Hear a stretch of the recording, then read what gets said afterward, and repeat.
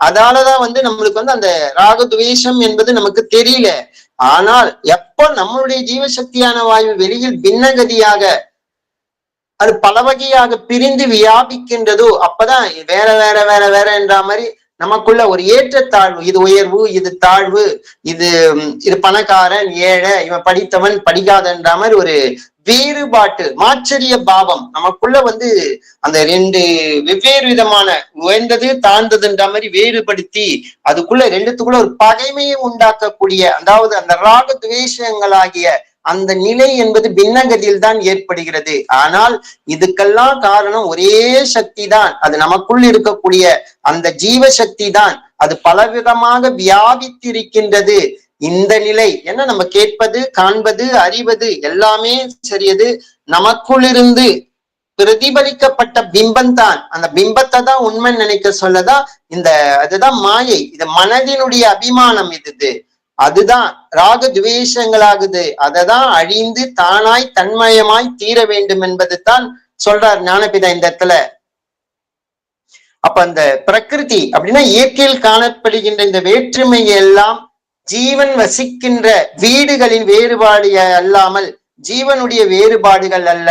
அப்ப பாத்தீங்கன்னா இப்ப வெளியில் பார்க்கக்கூடிய இப்ப உதாரணத்துக்கு பாத்தீங்கன்னா ஆடு, மாடு, கோழி, பூச்சி, கரப்பாம்பூச்சி, எட்டுக்கால் பூச்சி எல்லாமே அதது வாழக்கூடிய வீடுகள் நரம்பு பொறுத்த வரைக்கும் அது வெவ்வேறாகத்தான் அது காணப்படுகிறது. அது மாயையினுடைய தோற்றம் அது. ஆனால் அதில் இருக்கக்கூடிய அந்த ஜீவன் என்பது எல்லாமே ஒன்றுதான்.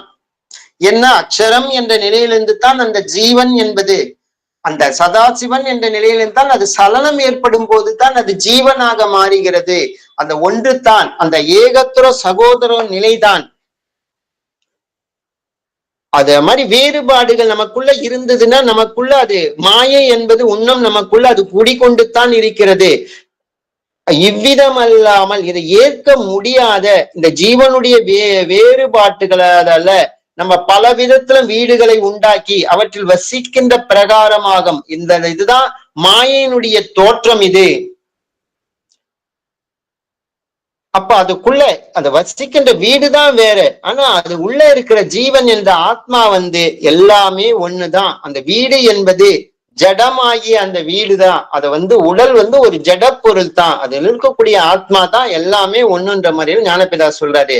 இதுலதான் இந்த ஸ்ரீ புருஷ வேற்றுமையும் இதுல உண்டாகிறது. உண்மையில ஸ்ரீ என்பது என்ன, புருஷன் என்பது என்ன? அந்த எப்போ ஜீவன் ஜடமாயிருக்கின்ற இந்த புறமான வீட்டுல அடங்கி வெளியே சலிக்காமல் வருகின்றதோ அப்போது புருஷன் ஆகின்றான். அது அப்புருஷனே சிவன். எப்போ அந்த ஜீவன் கொஞ்சம் கூட சலனம் இல்லாமல் தனக்குள்ளேயே எப்போ தான் உற்பத்தியான அந்த இடத்திலேயே அது அசையாமல் ஒடுங்குகிறதோ அப்போதுதான் அது புருஷன் ஆகிறது. அந்த புருஷனான வீட்டுக்குள் சக்தியாய் சலித்த போது புருஷ பிரகிருதி ஆகிறது. அதாவது சக்தி ரூபிணி ஆகிறது. அதுவே சிவசக்தி. அது நமக்குள்ளேயே அது சக்தியாகி ஜொலிக்கும் போதுதான் அது சிவசக்தி ஆகிறது. அது வெளியில் வியாபித்தும் போது வெறும் சக்தி ஆகிறது. அப்பதான் அதுல வேறுபாடு. பிரகிருதி அதுதான் பெண் தன்மை, ஸ்ரீன் தன்மை, பெண் தன்மைன்றது. புருஷன் என்பது இதுக்கெல்லாம் அடிப்படை காரணமாக இருக்கக்கூடிய அந்த ஜீவனுடைய அந்த சலனம் இல்லாத அந்த ஈஸ்வரத்தன்மை தான் சிவன் என்பது. அப்போ நம்மளுடைய அந்த ஜீவசக்தியான வாயு உள்ளே வெளியும் இல்லாமல் இருப்பதா. இப்ப உள்ளேயும் இல்ல வெளியிலையும் இல்ல, வெளியிலயும் கம்ப்ளீட்டா இல்ல, அந்த நிலைமையில உள்ளேயும் போயிட்டு கொண்டிருது, வெளியிலையும் வியாபித்து கொண்டிருக்கிறது. இந்த நிலைதான் நபும்சகம், அதாவது அலி, அதாவது மூன்றாவது பாலினம். அவருடைய நம்ம கண்ணுக்கு நம்ம வெளியே புற உலகத்தில் பார்க்கக்கூடிய அவர்கள் எல்லாம் கிடையாது. ஒவ்வொரு தனி மனிதனும் அவனுடைய ஜீவசக்தியான வாயு வெளியில் வியாபிக்கும் பொழுது உள்ள வெளியில என்ற மாதிரி உள்மூச்சு வெளிமூச்சு அந்த நிலையில இருக்கும் போதுதான் அது உண்மையான நபும்சகம் ஆகின்றோம். அதாவது ஆணும் பெண்ணும் அல்லாத நான் என்னும் அகங்காரமாகிய அலி, அந்த அலியால் தான் இந்த மனமாகின்ற சக்தி வேறுபட்டு பிரகாசிக்கின்றது. அப்ப அந்த மனமாகிய சக்தி எப்போ வெளியில வியாபிக்கின்றதோ அப்ப அதுக்குள்ள ஒரு பேதங்கள் ஏற்படுகிறது. அந்த பேதங்கள் அதாவது வேறுபாடுகள் பல வகையாக பிரிந்து பின்னகதியில அந்த நிலைமையில இருக்க சொல்லத்தான் அது அழியாதது, அகங்காரத்தால் ஏற்படுகிறது. அந்த அகங்காரத்தை தான் இந்த இடத்துல அழின்றது. அந்த அந்த அழித்தன்மையானதான் அந்த மனமாகின்ற சக்தி வேறுபட்டு பிரகாசிக்கின்றது. அப்ப நான் என்ற அகங்காரமாகிய அந்த பிரம்மா புருவ மத்தியனத்து அக்னி குண்டத்தில் அருகில் இருந்து கொண்டு எண்ணங்களாக இருக்கின்ற பொருட்களை அவ்வக்னியில் ஹோமம் செய்து கொண்டிருக்கிறார். அப்போ கோவில்லாம் பார்ப்போம், இதெல்லாம் பார்ப்போம், பிரம்மா யாகம் வளர்த்துற மாதிரி நம்ம நிறைய போட்டோக்களை பார்த்திருப்போம். நம்மளும் அதுக்கேற்ற மாதிரி ஏதோ ஒரு யாகங்கள்லாம் கூட கோயில வழக்கத்தை பார்க்கணும். வீட்டுல கூட நிறைய பூஜைகள்லாம் போட்டு யாகங்கள்லாம் கூட சில சமயத்துல நம்ம வீட்டுல கூட பண்றோம். இதெல்லாம் அது புற உலகத்தை வசிக்கக்கூடிய உலகவாசிகளுக்கு தானே தவிர உண்மையில அவரவர்களுடைய புருவ மத்தியத்துல அக்னி நேத்திரத்துல அந்த பிரம்மா என்ற அந்த அகங்காரமாகிய அந்த நிலைதான் எண்ணங்களா இருக்கின்ற பொருட்களை அவ்வக்னியில் ஹோமம் செய்து கொண்டிருக்கிறார். அப்ப சதா சர்வகாலமும் நமக்குள்ள எண்ணங்கள் ஓடிக்கொண்டே இருக்குதுன்னா அது அந்த பிரம்மா அக்னியில தான் அந்த எண்ணங்களை தான் ஹோமம் செய்து கொண்டிருக்கிறார். அக்னியை வளர்த்து கொண்டே இருக்கிறாரு. அது எண்ணங்களால அது எரித்து கொண்டே அபானனாகி அது மாறி புகையாக அது மாறிக்கொண்டே இருக்கிறது. அந்த ஓமத்தில் உண்டாகின்ற புகையே காணப்படுகின்ற உலகம். எப்போ நம்மளுடைய அந்த ஜீவசக்தியான வாழ்வு வெளியில் வியாபிக்கின்றதோ அப்பதான் நமக்கு உலகம். எப்பதான் காண்பது, கேட்பது, அறிவது எப்ப நம்மளுக்கு ஏற்படுதுன்னா நம்மளுடைய ஜீவசக்தியான வாழ்வு வெளியில் வியாபிக்கும் போதுதான் அது ஏற்படுத்துது. அதுதான் இந்த காணப்படுகின்ற உலகம். அப்ப அந்த புகையினுடைய இருப்பதால் ஸ்ரீ புருஷர்களை வேறுபடுத்தி அறியாமல் இருக்க முடிகிறது. அப்போ நம்மளுடைய மனம் ஒரு அமைதியற்ற திறமையில இருக்கிறது. அப்ப அசைவு நிலையில இருக்கிறது. அசையும் நிலையில பாத்தீங்கன்னா நம்மளுக்கு அந்த ஸ்ரீ புருஷர் அந்த வேறுபாடு என்பது நம்மளால அறிய முடியறது இல்ல. ஏதோ காணப்படல. உடல் ரீதியான விஷயத்தை வச்சுதான் இது ஸ்ரீ புருஷன் நம்ம சொல்றோமே தவிர உண்மையான அந்த இயற்கையினுடைய இயல்பு இந்த ஒட்டுமொத்த இந்த பிரபஞ்சத்தினுடைய அடிப்படை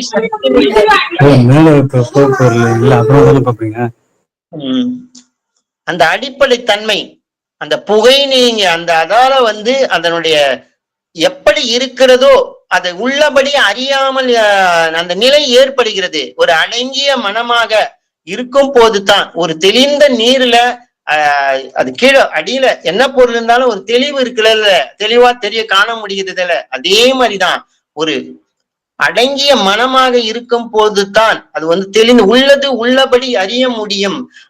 அது திடீர்னு ஒரு எண்ணம் வந்தா கூட அதை பத்தி தெளிவா தெரியும். அது ஒரு பல வகையான எண்ணங்கள் அடங்காத அசைவிலேயே இருக்க சொல்ல நம்மளுக்கு எதையுமே அறிய முடியாமல் போகிறது. அதுதான் அந்த இயற்கையினுடைய அந்த ஸ்ரீ புருஷர்களை வேறுபடுத்தி அறிய முடியாமல் இருக்கிறது. அப்ப இந்த உலகமாய் இருக்கின்ற புகை விலகுமோ அப்போதுதான் தெளிவாக அறிய முடியும். அப்ப எண்ணங்கள் அற்ற அந்த நிலையில தான் அது உள்ளது உள்ளபடி அறிய முடியும். அப்ப இந்த ஓமித்த அந்த பொருட்களை எரிந்தால் உலகமாகின்ற புகை நீங்கி நபும்சகமான அகங்காரம் விட்டு எல்லாம் அறிந்து புருஷனாகலாம். அப்ப நம்மளுக்குள்ள இருக்கிற எண்ணங்கள் எல்லாமே எரிஞ்சு போச்சு, சாம்பலாகி போச்சு, அது புகையெல்லாம் வெளியில போயிடுச்சுன்னா எண்ணங்கள் அற்ற அந்த நிலைமையில ஜீவனோடு அது தொடர்பு கொண்டு அந்த விழிப்பு நிலையில இருக்கும் போது தான் இருந்தது. இதே எண்ணங்கள் அற்ற நிலையில பார்த்தா தூக்க சொல்ல கூட எண்ணம் இல்லாத இருக்கலாம். ஒரு கோமா ஸ்டேஜிலோட எண்ணங்கள் அற்ற நிலையெல்லாம் அதெல்லாம் முழுமை கிடையாது. ஆனா உண்மையில பாத்தீங்கன்னா நம்மளோட விழிப்பு நிலையில் அடங்கிய மனமாக இருக்கும் போதுதான் ஜீவன் அந்த மனம் உற்பத்தியான அந்த ஈஸ்வரனிடத்திலேயே அது லயிக்கும் போதுதான் அதுல ஈஸ்வரனோடையே விழிப்பு நிலையில் இரண்டர கலக்கும் போதுதான் அந்த புகை நீங்கி நபும்சகமான அது நம்ம அகங்காரம் விட்டு எல்லாம் அறிந்து புருஷன் ஆகின்றோம். அதுக்குதான் பிராணயாமம் அந்த புருவ மத்தியத்துல சுழுமுனையான அந்த அக்னி நேத்திரத்தான் அதாலதான் அந்த மனதையும் நம்மளுடைய பார்வை அந்த திஷ்டியையும் நிலை நிறுத்தி ஊதும் போது பிரகாசிக்கும். அப்பா அவ்விதம் தனது ஜீவசக்தி பிரகாசம் அகங்காரம் அகண்டு எல்லாம் தெரிந்து புருஷன் ஆகின்றோம். அப்போ அந்த புருவ மத்தியில இருக்கக்கூடிய அந்த சுழுமுனையான அந்த அக்னி நேத்திரத்துல அந்த அக்னியினுடைய தன்மை எந்த அளவுக்கு நம்ம அதுல சமீரன் கதி ஊதும் போதுதான் நம்மளுடைய எண்ணங்கள்ல அது சாம்பலாகி ராக துவேஷங்கள் எரிந்து சாம்பலாகின்றது. அப்பதான் அது அகங்காரமற்ற நிலைக்கு போகும் போதுதான் அது நல்ல பிரகாசிக்கின்றது. அப்பதான் நம் புருஷனாகி எல்லா நிலைமையிலும் நாம் அறிந்து கொள்ளலாம், தெரிந்து கொள்ளலாம் என்றால் ஞானபிதா இந்த இடத்துல சொல்றாரு. அப்ப அந்த புறமாகிய புருஷனுடைய வீட்டுக்குள்ள அந்த சுக்கிலத்தை போஷிப்பதுவே கர்ப்பம். அதாவது அதாவது இதே 6ஆம் அத்தியாயத்துல சொல்லியிருப்பாரு. ஒரு கர்ப்பம் தரிப்பது எப்படி, புருஷர்கள் என்றால் என்ன, இதே சித்தவேத 6வது புத்தகத்துல அப்போ அந்த உருவம், அந்த படுக்கிற குழந்தைக்கு உருவம், ஆண் பெண் உருவம் எப்படி அமையுது, ஆண் பெண் அந்த எப்படி ஆண் பெண் குழந்தை பிறக்கிறது, அதுக்கு அமையப்படும் உருவன் அது ஆணுடைய உருவமாக வரலாம், ஆணுடைய நிறமாக வரலாம், இல்ல பெண்ணுடைய உருவமாக அந்த குழந்தை பிறக்கலாம், பெண்ணுடைய கலர்ல கூட பிறக்கலாம். அந்த மாதிரி எண்ணங்களால் இதுக்கெல்லாம் காரணம் என்பதை 6ஆம் அத்தியாயத்தில் ஞானபிதா தெளிவாக கூறியுள்ளார். அததான் இந்த இடத்துல சுருக்கமாக என்னன்னா, அந்த கர்ப்பம் எப்படி உருவாவது, அது எப்படி ஸ்ரீயினுடைய அந்த கர்ப்பப்பையில அந்த சுக்கிலத்தை நிலைநிறுத்துவது, அதை வெளியில் விடாமல் எப்படி அதுல பத்திரப்படுத்துவது, அந்த சுக்கிலத்தை எப்படி அந்த சுக்கிலத்தின் மூலம் ஒரு சிருஷ்டியை உருவாக்குவது, அதுக்கு உருவம் அது எண்ணத்தால எப்படி பிரதிபலிக்கின்றது, இதெல்லாம் எண்ணமே உருவமாக அமைகின்றது. ஒரு ஆண் பெண் சம்போக டைம்ல கூட சரி, அது எந்த உருவத்தை நினைக்கிறார்களோ அந்த உருவமாகத்தான் அந்த குழந்தையினுடைய உருவம் அமைப்புன்றது வருகிறது, அந்த நினைப்பும் வருகின்றது. அப்ப அதுக்குதான் ஞானபிதா பல வகை உதாரணங்கள் மூலம் கூட விளக்கி இருப்பாரு. அதுக்குதான் ஒரு குதிரை கூட சரியது, ஒரு பெண் குதிரைக்கு முன்னால ஒரு கம்பீரமான ஒரு ஆண் குதிரையை நிறுத்திவிட்டு அதனுடைய கண்ணை கட்டிவிட்டு ஆண் குதிரையை அப்புறப்படுத்தி விட்டு அந்த பெண் குதிரையோடு ஒரு கோவேறு கழுதையை சம்போகம் செய்து அதுக்கு முடிவில் அந்த கோவேறு கழுதையை அகற்றிவிட்டு அதுக்கு அந்த பெண் குதிரை கண்ணை கட்டி விடுவார்கள். அந்த ஆண் குதிரையை திருப்பி முன்னாடி நிறுத்திடுவாங்க சம்போகம் முடிந்தவன. அப்ப அது என்ன நினைச்சுக்க, அந்த பெண் குதிரைனா தன்னை இதுவரை சம்போகம் செய்தது இதே ஆண் குதிரை தான், அது கம்பீரமாக இருக்கிறது அப்படின்னு நம்ம நினைப்பிலேயே அது இருக்கும். சொல்ல பார்த்தோன்னா அது கடைசியில் அது பிறப்பதும் அந்த குதிரை வடிவத்திலேயே பிறக்கம் அது கோவேறு கழுதை ரூபம் இல்லாமல். அப்போ அந்த விசாரம்தான் உருவம். அந்த ஆண் குதிரையை கூட சரி அந்த பெண் குதிரையோடு ஏன் சேர விட மாட்டார்கள் என்றால், அதுக்கு சுக்கிலம் என்றது விரயமானால் அதனுடைய கம்பீரத்தன்மை என்பது போய்விடும். அது அந்த கம்பீரத்தோட நிக்கிறதுக்கு அந்த சுக்கிலத்தை கட்டி காத்தால்தான் அது என்னைக்குமே ஆண் குதிரை அந்த கம்பீரம் இருப்பது என்பதற்காக அந்த ஆனால் அதுக்கு அந்த மாதிரி நிலை. அப்ப அதே கம்பீரத்துடன் ஒரு அடுத்த குதிரை பிறக்க வேண்டும் என்பதற்காக அதே மாதிரி அந்த பெண் குதிரை உருவத்துக்கு முன்னால் அதை நிறுத்தி வைக்கிறதுக்கு தான் அது. இதே ஆண் குதிரைக்கு அந்த பெண் குதிரையோடு நிறைய பெண் குதிரையோடு சேர விட்டால் அதனுடைய சுக்கிலம் விரயமாகி அது பலவீனம் அடைந்து விடும். அப்ப அந்த சுக்கிலத்துக்கு எவ்வளவு பெரிய பவர் இருக்கின்றது. அப்ப அந்த சுக்கிலத்தை அந்த கர்ப்பப்பையில் நிலை நிறுத்துவது அது என்னன்னா அந்த விசாரம் தான். நிலை நிறுத்தும் போது என்ன எண்ணங்களோ அதனுடைய உருவத்தன்மை தான் அந்த டைம்ல இருக்கிறதுதான் அந்த பிறக்கின்ற அந்த குழந்தைக்கும் இருக்கும் என்பதைதான் ஞானபிதா 6வது அத்தியாயத்துல இதை தெளிவுபடுத்தியிருப்பார். அந்த எண்ணம் சங்கல்பம் சுக்கிலத்தில் பிரதிபலிக்கும் போது அந்நிலைக்கு ஏற்ப ரூபம் அமைகின்றது. அப்ப எந்த எண்ணத்தோடு இருக்கிறோமோ அதனுடைய சங்கல்பம் தான் அந்த சுக்கிலத்தில் பதிகின்றது. அந்த சுக்கிலத்தான் பிரம்மஸ்வரூபம் என்று ஞானபிதா சொல்றாரு.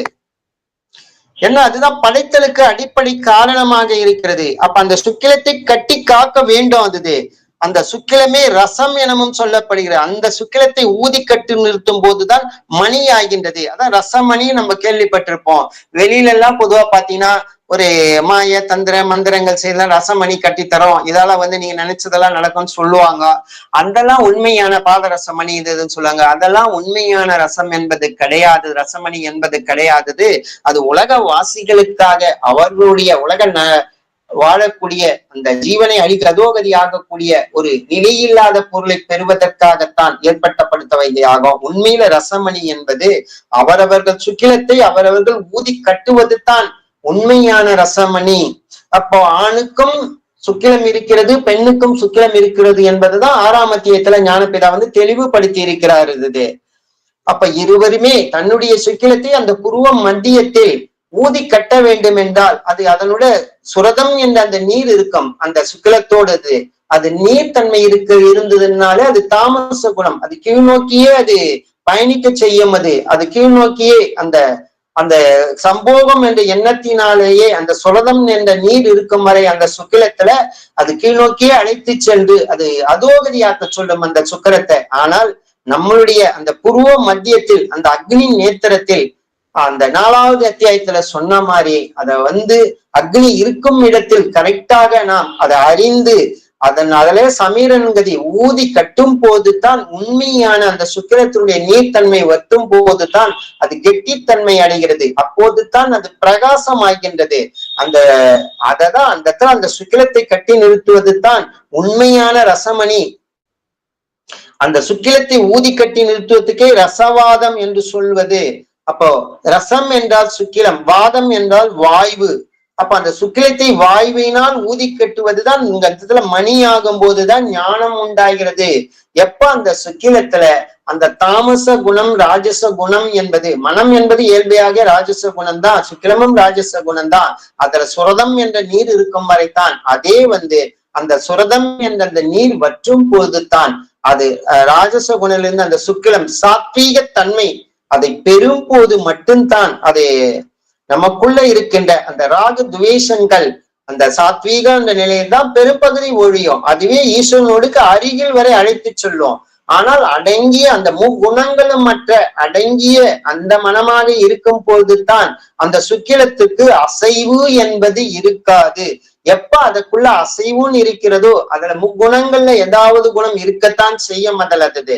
அப்ப அந்த சுக்கிலத்தையும் அசையாத நிலையில ஊதி கட்டி அந்த புருவ மத்தியத்தில் நிறுத்துவது தான் உண்மையான ரசமணி, ரசவாதம். அததான் இந்த இடத்துல சொல்ல வாயுனால் அந்த சுக்கிலத்தை ஊதி கட்டுவதுதான் உண்மையான ரசமணி. அப்படி ஊதி கட்டும் போதுதான் நமக்குள் ஞானம் உண்டாகிறது. அப்பதான் ஜீவசக்தியான வாயு ரூபமாய் வெளியே போய் அழிவது. அது அழியாமல் கட்டி நிறுத்தணும். அது சுக்கிலம் கட்டினால்தான் அது நமக்குள்ளேயே அது இருக்கும். அது சதா சர்வகாலமாய் மேலும் கீழும் ஊதி சுக்கிலத்தை கட்டி நிறுத்தும் போதுதான் நாம் இந்த இந்த பிறவி பெரும் பயன், அதாவது ஜென்ம சாவல்யம், அதாவது இந்த பிறப்பு இறப்பு என்ற இரு நிலையிலிருந்து நம்மளை விடுவித்துக் கொள்வதற்கான அந்த கைவல்யம் என்ற நிலை நம்ம கைவர பெற முடியும் என்பதுதான் ஞானபிதா இந்த இடத்துல சொல்றாரு. அப்ப அந்த சுக்கிலத்தை எந்த அளவுக்கு நமக்குள்ள கெட்டித்தன்மை இருக்கிறது என்பதை நம்மளே உறுதிப்படுத்தி கொள்ளலாம். நம்மளுடைய எண்ணங்கள் நமக்குள் ஓடிக்கொண்டிருக்கும் வரை நமக்கு இன்னும் சுக்கிலம் முழுமையாக கட்டவில்லை. அந்த ஆணாக இருந்தால் ஆண் தன்மையோ பெண்ணாக இருந்தால் பெண் தன்மையில் உள்ள அந்த சுக்கிலமோ சரியது. இது நபும்சகம் என்ற நிலையில தான் நமக்குள்ள அது எண்ணங்களாக வியாபித்து கொண்டிருக்கிறது. அப்ப எண்ணங்களாக இருக்கும் வரை நமக்குள்ள இன்னும் சுக்கிலம் கட்டவில்லை என்று தான் அர்த்தம் அது. அப்போ அந்த சுக்கிலத்தை கட்டி காப்பது தான் உண்மையான ஒருவதற்குள்ள எந்த அளவுக்கு அது கட்டித்தன்மையில இருக்கிறதோ அந்த அளவுக்கு தான் நமக்குள்ள அந்த தீரதை சமா அப்படின்னு சொல்லக்கூடிய அந்த பொறுமை, அந்த துணிவு என்பது, ஒரு கம்பீரம் என்பது நமக்குள்ள அது ஏற்படும். அந்த சுக்கிலம் என்பது அதை முத்த விடாமல் அதை இருகச் செய்ய, ஒரு காயின்னா கூட சிறு பிஞ்சிலேயே சாப்பிடுறது அது முழுமை அடையில, ஒரு காயா சாப்பிடுறத முழுத்த ஒரு கனியாகி பழுத்த நிலையில தான் அது முழு பலனை தரும். அதே மாதிரிதான் நம்மளுடைய சுக்கிலம் அது அப்பப்போ விரயம் செய்து கொண்டே சதா சர்வகாலமும் விரயம் செய்து கொண்டிருந்தால் அது முழுமை அடையவில்லை. அப்ப அந்த முதிர்ந்த நிலையில் உள்ள சுக்கிரத்தை அந்த நிலையோடு சம்போகம் இருக்கும் போதுதான் ஒரு ஆரோக்கியமான ஒரு ஞானம் உள்ள கம்பீரமும் வீரமும் தீரமும் துணிவு ஷமா என்று சொல்லக்கூடிய அந்த நிலையை அந்த சுக்கிலம் என்பது ஏற்படுத்தி கொடுக்கும். ஆனால் நமக்குள்ள அது நிலை நிறுத்தும் போதுதான் அப்போ வெளியில் இருக்கக்கூடிய அல்பமான அந்த ஒரு நிமிஷம் சில நிமிஷம் சுகத்துக்காக நம்மளுடைய சுக்கிலத்தை விரயம் செய்வதும், அடுத்ததாக என்னன்னா நம்ம என்னதான் சுக்கிலத்தை வெளியில் சம்போக மூலகமாக விரயம் செய்யாமல் இருந்தாலும் சரி, எண்ணங்கள் என்பது நமக்குள்ள ஓடிக்கொண்டிருந்தாலும் அந்த சுக்கிலம் நீர்த்தன்மையில் தான் இருக்கும். அது அபானனாக மாறுகின்றதால நீர்த்தன்மை தான். எண்ணங்களற்ற நிலையில தான் அந்த சுக்கிலம் என்பது முழுமையாக அது கெட்டித்தன்மையோடு கட்ட ஆரம்பிக்கும். அப்போ நம்மளுடைய ஜீவசக்தியான வாயு வெளியில் வியாபிக்காமல் நமக்குள்ளேயே நிலை நிறுத்த முடியும். அப்ப அந்த ஜபத்தினுடைய தன்மையை நமக்கு பூரணத்துவம் பெறும். அப்பதான் சமீரணன் கதி நமக்குள்ள முழுமையாக நடக்கும். அப்போதுதான் அது நிஷ்டையில தான் மேலும் கட்ட ஆரம்பித்து இறுக ஆரம்பிக்கும். அதை கட்டி நிறுத்தும் போதுதான் நமக்குள்ள அந்த கைவல்யம், அந்த நிலை, அந்த அசையாத மனம், அந்த நிலைக்கு நம்மளை அழைத்து செல்லும். அப்போதுதான் நமக்கு அது அடங்கிய மனமாகவும் குருவாகவும் அமைந்து ஈஸ்வரனோடு ஐக்கியமாகக்கூடிய அந்த நிலையும் கைவல்யமும் நமக்கு சித்தி பெறும். இத்தகைய நிலை அனைவரும் அடைய வேண்டும் என்பதை ஞானபிதாவை பிரார்த்திப்போம். தொடர்ந்து நாளைக்கு அடுத்த அத்தியாயத்தை பார்ப்போம். ஆத்ம நமஸ்காரம். அனைவருக்கும் ஆத்ம நமஸ்காரங்க ஐயா. தமிழ் சிற்பி ஐயா, ஆத்மாங்கய்யா. உங்க ஹேண்ட் ரைஸ் பண்ணி இருக்கிறீங்க. ஆமாங்கய்யா. ஏதோ சொல்றது கேட்க விரும்புறீங்களா? ஆமாங்கய்யா. அதாவது இப்போ பொதுவா சுழமுனை புறமுகத்தி சொல்றாங்கல்லங்கய்யா. ஆமாங்கய்யா. அப்படின்னு சொல்றாங்க. அதுக்கப்புறம் அங்க அக்னி இருக்கும் அப்படின்னு சொல்றாங்க. சில படத்துல கூட நம்ம சாமி படத்துல அந்த நெருப்பு எரிக்கிற மாதிரி இருக்கும் அங்க புறமத்தியாங்க. அப்புறம் 72 நாடியும் அங்கதான் இதுன்னு சொல்றாங்க. அப்புறம் சில பேர் சொல்றாங்க சுழமணி அங்க கிடையாது, அது நேரா அண்ணாக்கு மேல, அது இது புறமத்திக்கும் நேராவும் அது அண்ணாக்கு மேலயும் அங்க இருக்குன்னு சொல்றாங்கய்யா. அப்ப அதுதான் கரெக்டாங்கய்யா கடைசியா சொன்னது? அது மையம் தாங்க. அது மையம்னா நம்மளுடைய தலைப்பகுதிக்கு மையத்துல இருக்கக்கூடியது. 2 காதுகளுக்கும் நடுவுல இருக்கும், அந்த முன்னந்தலை பின்னந்தலைக்கும் நடுவுல இருக்கும். நீங்க சொல்றது கரெக்ட் தான். அண்ணாக்கு நேரா இருக்கும். ஆமா, அண்ணாக்கும் நம்மளுடைய புருவ மத்தியமும் உள்ளுக்குள்ளார இணையக்கூடிய இடத்துல இருக்குது அது சுழுமனை. ஆமா. அப்ப இங்க அக்னி என்று சொல்றாங்களா இந்த புருவ மத்தியம், அது என்னங்க? அக்னி அக்னின்னு சொல்றாங்க. அக்னி நேத்திரம், 3வது கண் அப்படின்னு சொல்றது எல்லாமே அந்த ஒரு இடத்த குறித்து சொல்லக்கூடியதாங்க. ஆத்ம சூரியன் அப்படிங்கிறது அங்கதான் இருக்குது. அதனால அதுக்கு அக்னி நேத்திரம் அப்படின்னு பேரு. அதுதான் அது ஒரு வாசல்ங்க. அதுதான் அந்த ஒரு எல்லை கோடு மாதிரி வச்சுக்கோங்களேன். பிரம்மரந்திரம்ங்கிறது ஒரு எல்லை கோடு. அது அதை கடந்துட்டீங்கன்னா உள்ளுக்குள்ளார இருப்பீங்க. ஓ, அது ஆனா அந்த அந்த பகுதிதான். ஆமா, அதுவும் சொல்லக்கூடியதுதான். ஆமாங்க. அப்ப நேத்து நான் அட்டெண்ட் பண்ண 2 நாளா, அப்புறம் கேட்டேன் ஆடியோ. நேத்து நீங்க பேசும்போது இப்போ அந்த காத்து நம்ம வெளியே போகும்போதுதான் வெளி உலகம் வருது, வெளியே நம்ம தெரிஞ்சுக்கிறோம். நம்ம அந்த வாசி உள்ளே இருக்கும் போதுதான் அது உள்ளுக்குள்ளேயா இருக்குது, வெளியே போகாம அப்படியே அடங்குது. அப்போ நம்ம அந்த முக்தி நிலை அது உள்ளுக்குள்ளேயே இருக்குதுதான், அந்த சுவாசம் உள்ளுக்குள்ளேயே இருக்குதான். அப்ப வெளியே எந்த தொடர்பும் வராது.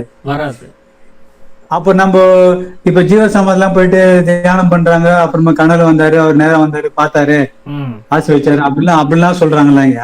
சித்தர்ல வந்தாரு, அவர் தான் எனக்கு இது பண்ணாங்க அப்படின்னாரு. அது எப்படிங்க? அது மனதனுடைய சங்கற்பம் தாங்க. நாம இங்க வெளியில பாக்குறது, கேட்கறது, அறிகிறது எல்லாமே மனதனுடைய சங்கற்பம், கற்பனை. அப்ப அவங்க உண்மையாவே வரல. உண்மையா அந்த மாதிரி சாமி என்ன சொல்றாரு, இருப்பது ஒரே ஜீவனாகும் அப்படின்னு சொல்லிட்டாரு. அந்த ஒரு ஜீவன் நீங்க மட்டும்தான்.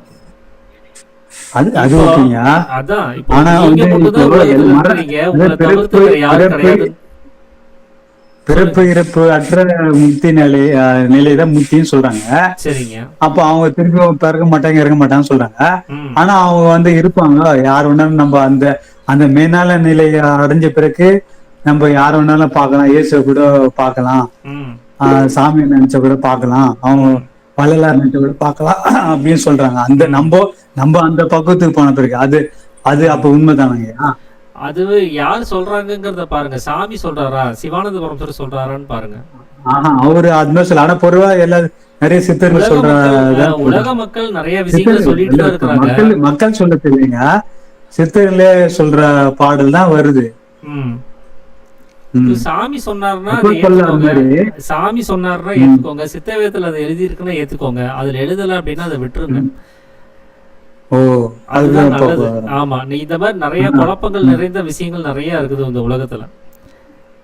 நம்ம அது பின்னாடி எல்லாம் நம்ம ஆராய்ச்சி பண்ணிட்டு போனோம் அப்படின்னா நம்மளை கவனிக்க முடியாம போயிடும். நமக்கு எது அவசியமோ அதை சாமி அதை வந்து சித்தவேதங்கள்ல கொடுத்துருக்கிறாரு, அவசியம் இல்லாத அவர் அவாய்ட் பண்ணிட்டாரு. ஆமா. ஐயா, அந்த 4வது அத்தியாயத்திலேயே அந்த யுக்திக்கும் சுத்திக்கும் நம்ம அறிவுக்கு எட்டாத விஷயத்தை பத்தி ஆராய்ச்சி பண்ண வேண்டாம், முத்திரை இந்த மாதிரி விஷயங்கள்லாம் ஆராய்ச்சி பண்ண வேண்டாம், மூச்சை வெளில விட்டா பாவம், உள்ள வச்சீங்கன்னா புண்ணியம், இதை மட்டுமே வெளியின்னு இது பண்ணுங்க, அதை பத்திலாம் நீங்க உங்களுக்கு விடை கிடைக்காது. இதுதான் ஞானபிதா சொல்றாரு. அப்ப அந்த விஷயம் ஜீவனை காப்பாத்திக்கிற இந்த டெக்னிக்கை பயன்படுத்தி இந்த வித்தியை மட்டும் பண்ணுங்கன்னு தான் ஞானபிதா சொல்றாரு. அதுதான் சரிங்க. இப்ப நிறைய பேர் ஹேண்ட் ரைஸ் பண்ணிருந்தீங்க. ஓம் சக்தி பயோ ஐயா, ஓம் சக்தி, எனக்கு ஃபுல் நேம் இதுல வர மாட்டேங்குது. பயோ கேரிய ஏதோ பேசுறதா இருந்தா நீங்க மைக் ஆன் பண்ணிட்டு பேசலாங்கய்யா. அப்புறம் நிர்மலா அம்மா ஒரு தடவை ஹேண்ட் ரைஸ் பண்ணியிருந்தாங்க, அதை நான் கவனிச்சேன்.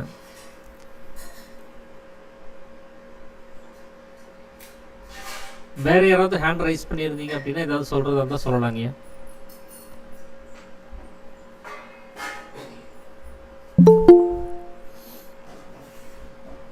சரிங்க, அப்போ நான் தொடங்கிடலான்னு நினைக்கிறேன். நாம நேத்திக்கு வரைக்கும் படிப்புனா என்ன அப்படிங்கிறத வச்சு பார்த்துக்கலாம். நாம படிக்கக்கூடிய, நாம தெரிஞ்சுக்கணும்னு சொல்லி நினைக்கக்கூடிய அத்தனை விஷயமும் வெளி அப்படிங்கிற விஷயத்தை சார்ந்ததே இருந்தது. இன்னொருத்தருடைய அனுபவத்தை அவர் புத்தகங்கள் எழுதி வச்சிருப்பாரு, நம்ம வெளியில வந்து படிக்க வேண்டியதா இருக்கும். அப்ப வெளியில நாம வரும்போது நமக்குள்ளார உண்டாகக்கூடிய நிலைமை என்ன அப்படின்னா மாயை, அறியாமை அப்படிங்கிற நிலைமை தான் உண்டாகுது. அந்த மாயையா சலிச்சு நம்மளுடைய சக்தி வெளியில வியாபிக்கல அப்படின்னா நம்மளால வெளியில இருக்கக்கூடிய புஸ்தகங்களை படிக்க முடியாது. அப்ப நம்ம வெளியில இருந்து தெரிஞ்சுக்கக்கூடிய அத்தனை விஷயமும் எதுல தெரிஞ்சுக்கிறோம் அப்படின்னா அறியாமை அப்படின்னு சொல்லக்கூடிய நிலைமையில தான் தெரிஞ்சுக்கிறோம். ஏன்னா நம்மளுடைய சக்தி சலிச்சு வெளியில வரக்கூடிய நிலைமைக்கு பேர் தான் அறியாமை. நம்ம சக்தி உள்ளுக்குள்ள அடங்கும் போது நம்மளால வெளியில் இருக்கக்கூடிய எந்த புஸ்தகத்தையோ எதையுமே படிக்க முடியறதில்ல. அப்ப நம்ம வெளியில இருந்து படிக்கக்கூடிய அத்தனையுமே அறியாமைங்கிற நிலைமையிலிருந்து படிக்கிறோம். அதனாலேயே அதனுடைய தத்துவத்தை புரிஞ்சுக்க முடியாம போயிடுது. நமக்கு அந்த தத்துவம் புரியணும் அப்படின்னா இந்த புஸ்தகத்தை எல்லாம் விட்டுட்டு நாம எப்போ நமக்குள்ளார இருக்கக்கூடிய அனுபவங்களை படிக்கிறோமோ அப்போ நாம் எங்க இருப்போம், உள்ளுக்குள்ளார இருப்போம். அப்போ நம்மளுடைய சக்தி எங்க இருக்கும், உள்ளுக்குள்ளார அடங்கி இருக்கும். அப்போ நமக்கு அறியாமைங்கிற நிலைமை இருக்காது, அறிவுள்ள நிலைமையில நாம் இருப்போம். அதுதான் ஞானம் அப்படின்னு சொல்லக்கூடியது, அதுதான் பிரம்மம் அப்படின்னு சொல்லக்கூடியது. அந்த நிலைமையிலிருந்து படிக்கும்போது மட்டும்தான் உண்மையான தத்துவத்தை புரிஞ்சுக்க முடியுமே தவிர இந்த அறியாமைங்கிற அவஸ்தையில இருந்து நாம படிக்கக்கூடிய அத்தனையுமே அது சரியான தத்துவத்தை நம்மளால கிரகிக்க முடியறது கிடையாது. ஏன்னா நமக்கு பொய் அப்படிங்கிறது ஒன்று தான் தெரியும், உண்மையை பற்றியே தெரியாது. நம்ம வெளியில வந்துட்டோம்னா அப்போ உண்மையை பற்றி அவங்க அங்கே எழுதி வச்சிருப்பாங்க, நமக்கு அது புரியாது. நமக்கு என்ன புரிஞ்சுதோ அதை நாம் நம்பிட்டு இருக்க வேண்டியதாக இருக்கும். அந்த உண்மையான தத்துவத்தை தெரிஞ்சுக்கணும்னா நாம் உண்மைங்கிற நிலைமையை நோக்கி நம்ம போகணும். அந்த உண்மைங்கிறது உள்ளுக்குள்ளார இருக்குது, நம்ம உள்ளே போகாமல் உண்மையை உணர முடியாது. அது வரைக்கும் இந்த பொய்ங்கிற ஒரு விஷயத்தை தான் நாம் உண்மைன்னு சொல்லி நம்ப வேண்டியதாக இருக்கும். இதுதான் அக்ஷராபியாசம் அப்படின்னா அக்ஷரமாக இருக்கக்கூடியது, அழிவில்லாமல் இருக்கக்கூடிய வஸ்துவை படிக்கணும். அப்போ நாமளும் அழிவில்லாதவர்களாக மாற முடியும். நாம் படிக்கிறது எல்லாமே அழிவுள்ளது, நம்மளை அழிக்கக்கூடியது, நம்ம ஜீவசக்தியை விரயம் செய்யக்கூடியது. அதனால சப்த ரூபமாவோ வெளியிருக்கக்கூடிய காட்சிகள் ரூபமாவோ இல்லை அந்த அனுபவங்கள் வெளியில் இருக்கக்கூடிய அனுபவங்கள் ரூபமாவோ நம்ம எதெல்லாம் படிக்கிறோமோ அத்தனையுமே நம்ம ஜீவனை நாசம் செய்யக்கூடிய விஷயத்தை தான் படிச்சுட்டு இருக்கிறோம். அதனால இதெல்லாமே சரம் அப்படிங்கிற நிலைமையில தான் இருக்கு, அக்ஷரமா அது இல்லை. அதனால அக்ஷரத்தை படிக்கணும்னா ஜீவனை நாசம் செய்யாத நிலையில அந்த பூர்வ மத்தியத்தில் நம்ம அசையாம நின்று படிக்கும் போது மட்டும்தான் உண்மை தத்துவத்தை புரிஞ்சுக்க முடியும் அப்படிங்கிறதையும் சாமி சொல்லியிருந்தார். ஸோ அதை தொடர்ந்து இன்னைக்கு நம்ம பார்க்க இருக்கிற ஒரு விஷயம் என்ன அப்படின்னா மனித படைப்பு தான். இந்த நம்ம வெளியில இருக்கக்கூடிய உலகம்ங்கிறது நம்மளுடைய பிரதிபலிப்பு அப்படின்னு சொன்னாலும் கூட இதுல எத்தனையோ வகையான உருவ வித்தியாசங்களை பார்த்துட்டு தான் இருக்கிறோம். அந்த ஒவ்வொரு வித்தியாசத்துக்கு தகுந்தபடி நாம சில பெயர்களை வச்சு அதை நம்ம அடையாளப்படுத்திட்டே வர்றோம். இப்போ நாம எல்லாருமே மனிதன் அப்படிங்கிற வகையை சார்ந்தவராகவும் தாவரங்கள் அப்படின்னு சொல்லி சில வகைகள் இருக்கிறதாவும், மிருகங்கள்னு சொல்லி சில வகைகள் இருக்கிறதாவும், பறவைகள் அப்படின்னு சொல்லி சில வகைகள் இருக்கிறதாவும், பூச்சிகள் அப்படின்னு சொல்லி சில வகைகள் இருக்கிற மாதிரியும், இப்படி நிறைய வகைப்பாடுகளை நம்ம பிரித்து வச்சிருக்கிறோம். ஸோ இதெல்லாம் எதை அடிப்படையாக வச்சு பிரிச்சுருக்கிறோம்னா உருவ வித்தியாசத்தை வச்சு தான் நம்ம அதை பிரித்து வச்சிருக்கிறோம். அப்படி நாம் பிரித்து வச்சிருக்கக்கூடிய அந்த உருவ வித்தியாசத்தில் அது பிரித்து வச்சிருக்கிறது இங்கே பிரச்சனை கிடையாது. ஆனால் பிரித்ததில் நாங்கள் தான் உயர்ந்தவங்க அப்படின்னு அபிமானிச்சிருக்கக்கூடிய நாம தான் மனிதன்னு நம்பி இருக்கக்கூடிய மற்ற எல்லா உயிரினத்தை விட நாங்கள் தான் உயர்ந்தவங்க எங்கும் வரும்போது அந்த எண்ணத்தை கண்டிக்க வேண்டிய ஒரு அவசியங்கிறது ஏற்படுது. ஏன்னா நாம் உயர்ந்தவங்கன்னு நம்ம நினைக்கும் போது மற்ற மிருக ஜாதிகளாகட்டும், பூச்சிகளாகட்டும், பறவைகளாகட்டும், தாவரங்களாகட்டும் அதனுடைய அறிவை நாம் தாழ்த்தி எடப்பட வேண்டிய ஒரு அவசியங்கிறது ஏற்படுது. அதனால சாமி என்ன சொல்றாருன்னா, நம்மளுடைய அறிவுக்கும் அவங்களுடைய அறிவுக்கும் இருக்கக்கூடிய வித்தியாசங்களை நாம் சொல்லி ஆகணும், அதை புரிய வச்சாகணும். இந்த மனிதன் அபிமானிச்சுட்டு இருக்கிற இந்த இருக்கால் மிருகங்களுக்கு இதை நம்ம சொல்லி புரிய வச்சாகணுங்கிறதுக்காக வேண்டிதான் இந்த அத்தியாயத்தை சாமி எழுதுறார். அப்படி மற்ற மிருகாதிகளுக்கு இருக்கக்கூடிய விசேஷ புத்தி அப்படிங்கிறது மனிதன் அபிமானிச்சுட்டு கூடிய நமக்கு அது இருக்கிறது கிடையாது. நாம நம்மளுடைய அறிவுக்கு தகுந்தபடி நம்மளுடைய செயல்பாடு முறைகளை எப்படி சுலபமாக்கிக்கலாம்னு சொல்லி சில இயந்திரங்களையும் சில வாகன வசதிகளையும் நம்ம செஞ்சுக்கிறோம். ஆனால் அவங்களுக்கு அந்த மாதிரியான தேவைகள்லாம் எதுவுமே கிடையாது. அவங்களுக்கு என்ன மாதிரி இயல்பான ஒரு நிலைமை இருக்கோ அதை அப்படியே ஏற்றுக்கிட்டு போகிறாங்க. நாம் அதை ஈஸியாக்கிறதுக்கு முயற்சி பண்ணுறோம். சீக்கிரமாக ஒரு இடத்துலேருந்து இன்னொரு இடத்துக்கு போகிறதுக்கு ஒரு இயந்திரம் வேணும், ஒரு மிஷின் வேணும், ஏதாவது ஒரு வண்டி வாகனங்கள் வேணும். அப்போ அதுக்கு நம்ம என்ன பண்ணுறதுன்னு நாம் யோசிச்சுட்டு இருக்கிறோம். ஸோ நம்மளை சௌரியப்படுத்திக்கிறதுக்கு என்ன தேவையோ அதைத்தான் நாம் இங்கே உட்காந்து ஆராய்ச்சி பண்ணி ஒவ்வொன்றையும் கண்டுபிடிச்சிட்டு இருக்கிறோமே தவிர உண்மை தத்துவத்தை புரிஞ்சுக்கிறதுக்கு நம்ம எந்த ஒரு ஆராய்ச்சி செஞ்சது கிடையாது. ஆனால் மற்ற உயிரினங்கள்லாம் கவனித்து பார்த்தீங்கன்னா அந்த இயற்கையோடு அதை ஒத்து போய் அந்த உண்மை தத்துவத்தோடு இணங்கி போய் அதோட எந்த வகையிலையும் அது விலகி போகாமல் அந்த இயற்கையோடு இயற்கையாகவே இருந்து அந்த இயற்கைக்கு எந்த ஒரு பாதகத்தை ஏற்படுத்தாமல் வாழ்ந்துட்டு போகிறாங்க.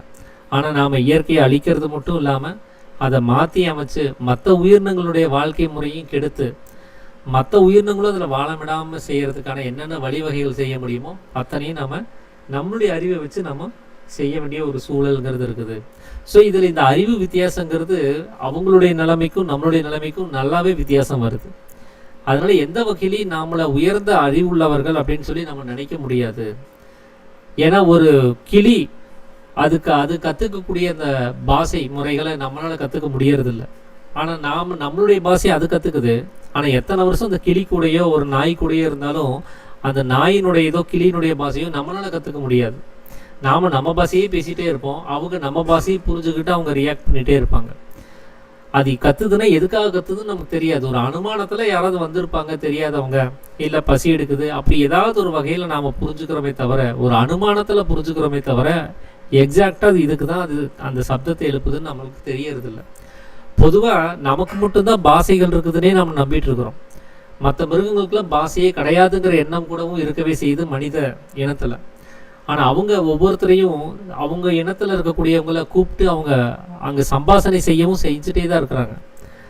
ஆனால் அது நமக்கு தெரியறதில்ல. ஏன்னா அது வேறொரு பாஷையாக இருக்கிறதுனால அந்த பாஷையை படிக்காததுனால அது பாஷைன்னு நம்ம ஏற்றுக்காததுனால நமக்கு அது ஒன்றுமே புரியறது கிடையாது.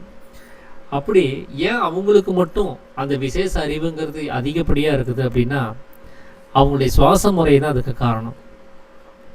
இதை சாமி 6ஆம் அத்தியாயத்தில் இன்னும் விவரித்து அவங்களுடைய விசேஷ அறிவெல்லாம் என்னென்ன இருக்குது அப்படிங்கிறத நிறைய டீட்டெயிலிங் கொடுத்துருப்பாரு. நான் இதில் கொஞ்சம் சுருக்கமாக நான் இதில் சொல்லியிருக்கிறேன். ஸோ அதனால் விஷயம் என்னங்கிறத மட்டும் நம்ம இதில் பார்ப்போம். ஏன் அவங்களுக்கு அந்த விசேஷ அறிவுங்கிறது அதிகப்படியாக இருக்குது, அதுதான் முழுக்க இருக்குது அப்படின்னா அவங்களுடைய சுவாச முறை தான் அதுக்கு காரணம். நாம் நைட்டு தூங்கும்போது நமக்கு ஒரு கதி ஓடிட்டு இருக்குது, அதுக்கு சமீரணன்னு பேர். அந்த கதி ஓடுறதுனால தான் வெளியில் இருக்கக்கூடிய மனமானது உள்ளுக்குள்ள அடங்கி இருக்குது. ஒன்று. ரெண்டாவது, மாயை அப்படிங்கிற ஒரு நிலைமை நமக்கு இல்லாமல் போகுது. இந்த ரெண்டு நிலைமையும் அந்த சமீரணங்கிற கதினால தான் நமக்கு கிடைக்குது. ஆனால் தூக்கத்துலேருந்து நம்ம விழிச்சிட்டோம்னா அது வாயுங்கிற கதியில் வெளியில் வியாபிக்கிறதுனால அங்கே மனம் அடங்குதல் கிடையாது, மனம் வெளியில் வியாபிக்க ஆரம்பிச்சிருது. அதோடு சேர்ந்து அறியாமை அப்படின்னு சொல்லக்கூடிய ஒரு அவசியம் ஒரு அவஸ்தையை நாம் அனுபவிக்க வேண்டியதாக இருக்குது. இப்போ அவங்களுடைய சுவாச கதி இந்த சமீரணனாவே இருக்குது. நமக்கு நைட்டு மட்டும் சமீரணனாகவும் பகல்ல எல்லாம் வாயுவாகவும் 2 வகையான வாயுவை நாம இங்க அனுபவிச்சுட்டு இருக்கிறோம். 2 வகையான நிலைமைகளை மாறி மாறி நம்ம அனுபவிச்சுட்டு இருக்கிறோம். ஆனா மற்ற மிருகாதிகளுக்கு, மற்ற தாவர இனங்களுக்கு, மற்ற பறவை இனங்களுக்கு, மனிதன் அபிமானிச்சுட்டு கூட நம்மை தவிர்த்து மற்ற எல்லாத்துக்குமே அவங்களுக்கு சாஸ்வதமாவே எல்லா நேரங்களிலும் இந்த சமீரணன்கிற கதி ஓடிட்டே இருக்குது. அதனால அவங்களுக்கு மாயை அப்படின்னு சொல்லக்கூடிய அவஸ்தை கிடையாது. மாயைனா என்ன? அறியாமை அப்படின்னு சொல்லக்கூடிய நிலைமை. அந்த அறியாமைங்கிற அவஸ்தை இல்லாததுனால அவங்களுக்கு விசேஷ புத்தி எப்பவுமே இருக்குது. அவங்க எந்த ஒரு விஷயத்தையும் யூகித்து உடனடியாக அறிஞ்சிட முடியுது. நம்மளுடைய அறிவுங்கிறது அங்கே மந்தமா இருக்குது அந்த அறியாமையினால. ஏன்னா எந்த ஒரு விஷயத்தை அறிவிக்குதோ அந்த அறிவுக்கு காரணமா இருக்கக்கூடிய வாயு அதை நமக்குள்ளார புருவ மத்தியத்தில் நிலைநிறுத்தினாதான் ஞானம்ங்கிறது. ஆனா நாம் அதை என்ன பண்ணியிருக்கிறோம்? வெளியில விட்டு செலவு பண்ணிட்டு இருக்கிறோம். வெளியில அதை பறவை விட்டு பந்தப்படுத்தி வச்சிருக்கிறோம். இதனால தான் நம்மளுடைய அறிவு கெட்டு போச்சுன்னு சொல்றது. அறிவு கெட்ட செயல் அப்படின்னு நம்ம சொல்றதுக்கு காரணம், அறிவில்லாத செயல் அப்படின்னு சொல்றதுக்கு காரணம், அறியாமை அஞ்ஞானம் அப்படின்னு சொல்றதுக்கெல்லாம் இதுதான் காரணம். அப்போ நம்மளுடைய அறிவா இருக்கக்கூடிய சக்தியை நாம வெளியில விட்டு செலவு பண்றதுனால நமக்கு விசேஷ அறிவு கிடையாது. அவங்களுடைய சக்தி உள்ளுக்குள்ளே அடங்கி இருக்கிறதுனால அவங்களுக்கு விசேஷ அறிவுங்கிறது இங்க இருக்கவே செய்யுது. இதுதான் 2 பேத்துக்கு இருக்கக்கூடிய வித்தியாசம். இப்ப நம்ம முதல்ல மனிதன் சொல்லி நாம கர்வம் பிடிச்சு எனக்கு தான் அதிக அளவுல அறிவு இருக்குது அப்படின்னு சொல்றோம். அப்படின்னா மனிதனுக்கு தான் 6 அறிவு உள்ளது, மற்ற மிருகாதிகளுக்கெல்லாம் 1 அறிவு, 2 அறிவு, 3 அறிவு, 4 அறிவு, 5 அறிவு அப்படின்னு சொல்லி பாகுபாடுகளை பிரிச்சு வச்சிருந்தோம். ஆனா பொதுவாகவே எல்லா உயிரினத்துக்கும் 5 அறிவுங்கிறது அடிப்படையானது. அது இந்த உலகம்ங்கிற அவஸ்தையை உணர்வதற்கானது. அது எறும்புல இருந்து யானை வரைக்கும் இல்லை நம்மள வரைக்கும் எல்லாத்துக்குமே பொதுவானது. அந்த 5 அறிவு என்ன அப்படின்னா, கண்களால் பார்த்தறிவதும், காதால் கேட்டறிவதும், மூக்கால் முகர்ந்தறிவதும், நாவால் சுவைத்தறிவதும், தோளால் தொட்டு அறிவதுமா இருக்கக்கூடிய இந்த 5 அறிவுகள். இது அடிப்படையான அறிவு, இந்த உலகம்ங்கிற அவஸ்தையை அனுபவிக்கிறதுக்கானது. 6ஆவதா ஒரு அறிவு இருக்குது. அந்த அறிவுக்கு பேரு நித்திய அனித்திய வஸ்து விவேகம்னு அதுக்கு பேர். எது நித்தியம் எது அனித்தியம்ங்கிறத பிரிச்சு பார்க்க தெரிஞ்சவங்க, எது பிரம்மம் எது மாயைங்கிறத அவங்க உணர்வு ரீதியை புரிஞ்சுக்குவாங்க. அப்போ நாம் என்ன செய்யணும் என்ன செய்யக்கூடாதுங்கிறது அவங்களுக்கு தெரியும். அதுதான் அந்த 6ஆவது அறிவுன்னு சொல்லக்கூடியது. அந்த அறிவு நம்மை தவிர்த்து மற்ற எல்லா உயிரினங்களுக்கும் இருக்குது, நமக்கு மட்டும் இல்லை. ஏன்னா அந்த அறிவுக்கு காரணமானது அந்த சமீரணன்கிற கதி. அது நமக்கு இயல்பா எப்பவுமே ஓடுச்சுன்னா நமக்கும் அந்த அறிவு வந்திருக்கும். அது இயல்பா ஓடாததுனால, அது வெளி முகமா ஓடுறதுனால, அதோ கதியா வெளியில போகிறதுனால நமக்கு அந்த அறிவு கிடையாது. ஆனா மற்ற உயிரினத்துக்கு சாஸ்வதமாவே இந்த சமீரணன்கிற கதி ஓடுறதுனால அவங்க நித்திய அனித்திய வஸ்து விவேகத்தோடய அவங்க இருக்கிறாங்க. அதனால அவங்களுக்கு மாயைங்கிற அவஸ்தை கிடையாது, எப்பவுமே பிரம்மத்திலே இருக்கிறாங்க. அவங்களுடைய முகங்களை கவனிச்சு பாருங்க, அங்க சிரிப்பும் இருக்காது அழுகையும் இருக்காது, எப்பவும் ஒரே குணத்தோட இருப்பாங்க. அந்த முகத்தினுடைய பாவனையில மாறுபாடு உங்களால பார்க்க முடியாது. நமக்கு இது 2ஐயும் நம்ம மாற்றி மாற்றி அனுபவிச்சுட்டு இருக்கிறோம். அதனால இந்த சுவாசமானது தான் நாம அறிவாளிகளா இல்லையா, நாம எதை அறியறோம் எதை அறியாம விடுறோங்கிறத தீர்மானிக்குது. அதனால இந்த ஜீவசக்தியான வாயு அது வெளியில சலிச்சு போய் அஞ்ஞானமா போய் தீர்றதுக்கு பேர் தான் மிருக புத்திங்கிறது. நாம நினைக்கிறோம் மற்றதெல்லாம் மிருகம்னு, ஆனா உண்மையாவே மற்றதெல்லாமே மனிதன் அபிமானிச்சுட்டு இருக்கக்கூடிய 6ஆவது அறிவை கொண்டவனா தான் இருக்குது.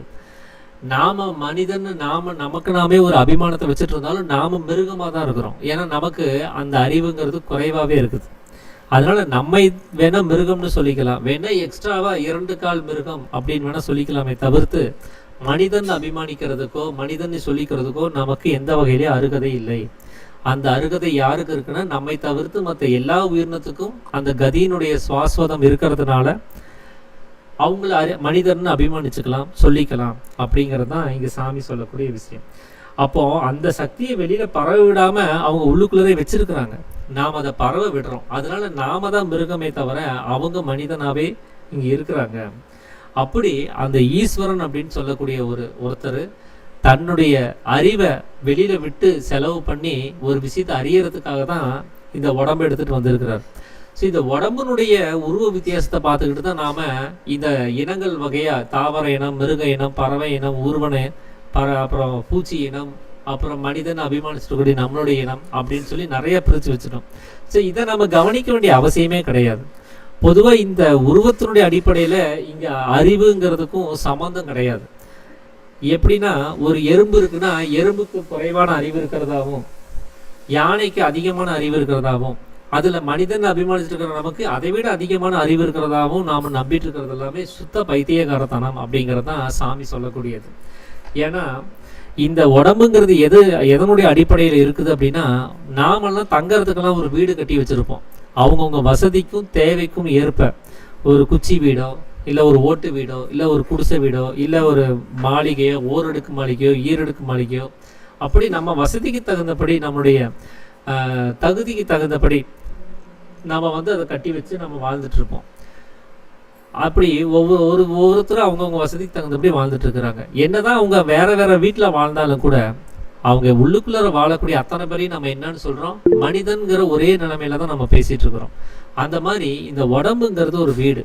அது எறும்புங்கிற ஒரு வீடாகட்டும், யானைங்கிற வீடாகட்டும், மனிதன் அபிமானிச்சிருக்கக்கூடிய நம்மளுடைய வீடாகட்டும், இதெல்லாம் வசிக்கிறது யாரு அப்படின்னு பார்த்தா ஜீவன் தான். இந்த ஜீவன் சுகமாக வசிக்கிறதுக்காக வேண்டிதான் இந்த உடம்பு எடுத்துட்டு வந்திருக்குது. ஸோ இந்த ஜீவனுடைய உடம்பு தான், அந்த ஜீவனுடைய வீடு தான் இந்த உடம்புங்கிறது. இந்த வீடு எப்படி வேணா இருந்துட்டு போகணும், ஆனா உள்ள வாழ்றவர் யாரு அதைத்தான் நம்ம கவனிக்கணும். வெளியிருக்கூடிய வீட்டை பார்த்து நாம யாரையும் எடை போட வேண்டிய அவசியம் இருக்காது. அதனால தான் டோன்ட் ஜட்ஜ் பை கவர் அப்படின்னு சொல்லுவாங்க. ஒரு புக்கை பார்த்து அதனுடைய அந்த கவரை பார்த்து, மேல இருக்கக்கூடிய அட்டையை பார்த்து நீங்க அந்த புக்கை எடை போட வேண்டாம்பாங்க. அந்த புக்குக்குள்ள இருக்கக்கூடிய தத்துவங்கள் எப்படி இருக்குதுங்கிறத கவனிச்சு பாருங்க, அதுக்கு உள்ள போய் படிங்கன்னு சொல்லுவாங்க. அந்த மாதிரி நாம வெளியில் இருக்கக்கூடிய அடையாளங்களையும் மொத்த விஷயங்களையும் பார்த்துக்கிட்டு அதை நாம ஜட்ஜ் பண்றோம். இவங்களுடைய அறிவு இவ்வளவுதான் இருக்கும், இவங்களுடைய அறிவு இவ்வளவுதான் இருக்குங்கிறத நாம தீர்மானிக்கிறோம். ஸோ அது ரொம்பவும் தப்பு. ஏன்னா குடிசை வீட்டில் வாழ்ந்த திருவள்ளுவர் ஆகட்டும், மற்ற ஞானிகள் ஆகட்டும், இவங்கெல்லாம் எத்தனையோ அறிவோட தான் இருந்திருக்கிறாங்க.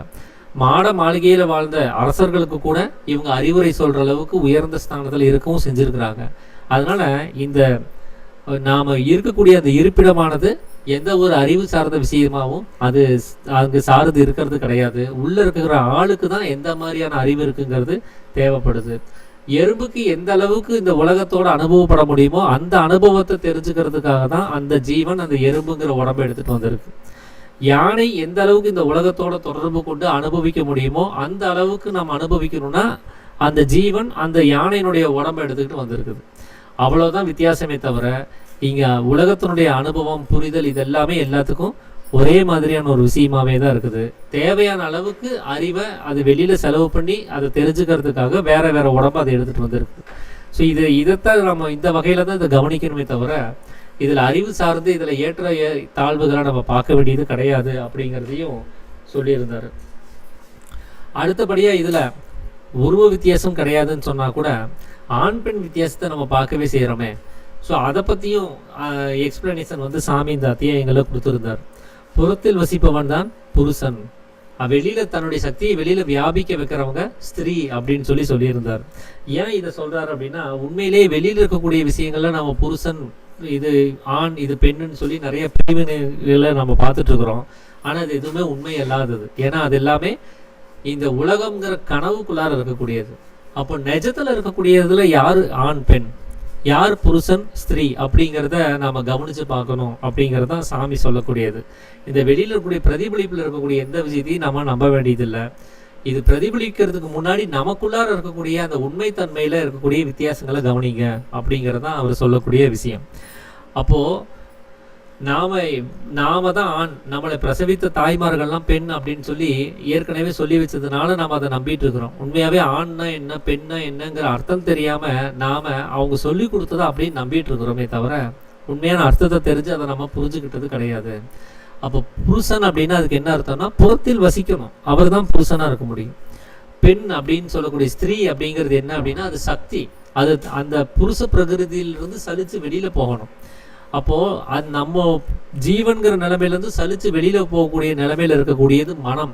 அந்த மனமாகும் சக்தின்னு சொல்லக்கூடிய ஸ்திரீ உள்ளுக்குள்ளரே இருக்கக்கூடியது அது ஜீவன். அது வெளியில போயிடுச்சுன்னா இங்க ஒண்ணும் இல்லாமல் போயிடும். அப்படி அந்த உள்ளுக்குள்ளரே இருக்க வேண்டிய ஒரு நிலைமையில இருக்கிறது அந்த புருஷன்கிற ஜீவன். அப்போ அந்த ஜீவனும் மனசும் தான் இங்க ஸ்திரீ புருஷர்கள் அப்படின்னு சொல்லக்கூடிய நிலைமையில இருக்கிறாங்க. இவங்க 2 பேர்னால உண்டாக்கப்பட்டவர். இந்த 2 பேரும் சேர்ந்து உண்டாக்கப்பட்டது தான் அகங்காரம் அப்படின்னு சொல்லக்கூடிய இந்த ஜடம். இதுதான் நபும்சகம் அப்படின்னு சொல்லக்கூடியது. ஆண் பெண் இப்படி 2 தன்மை இல்லாமல் இருக்கக்கூடியது. அது புருஷனா உள்ளாரையும் இருக்காது, சக்தியா வெளியிலையும் வியாபிக்காது. இப்படி 2 தன்மையிலும் இல்லாமல் இருக்கக்கூடியது தான் இந்த அகங்காரம்னு சொல்லக்கூடிய நபும்சகம்.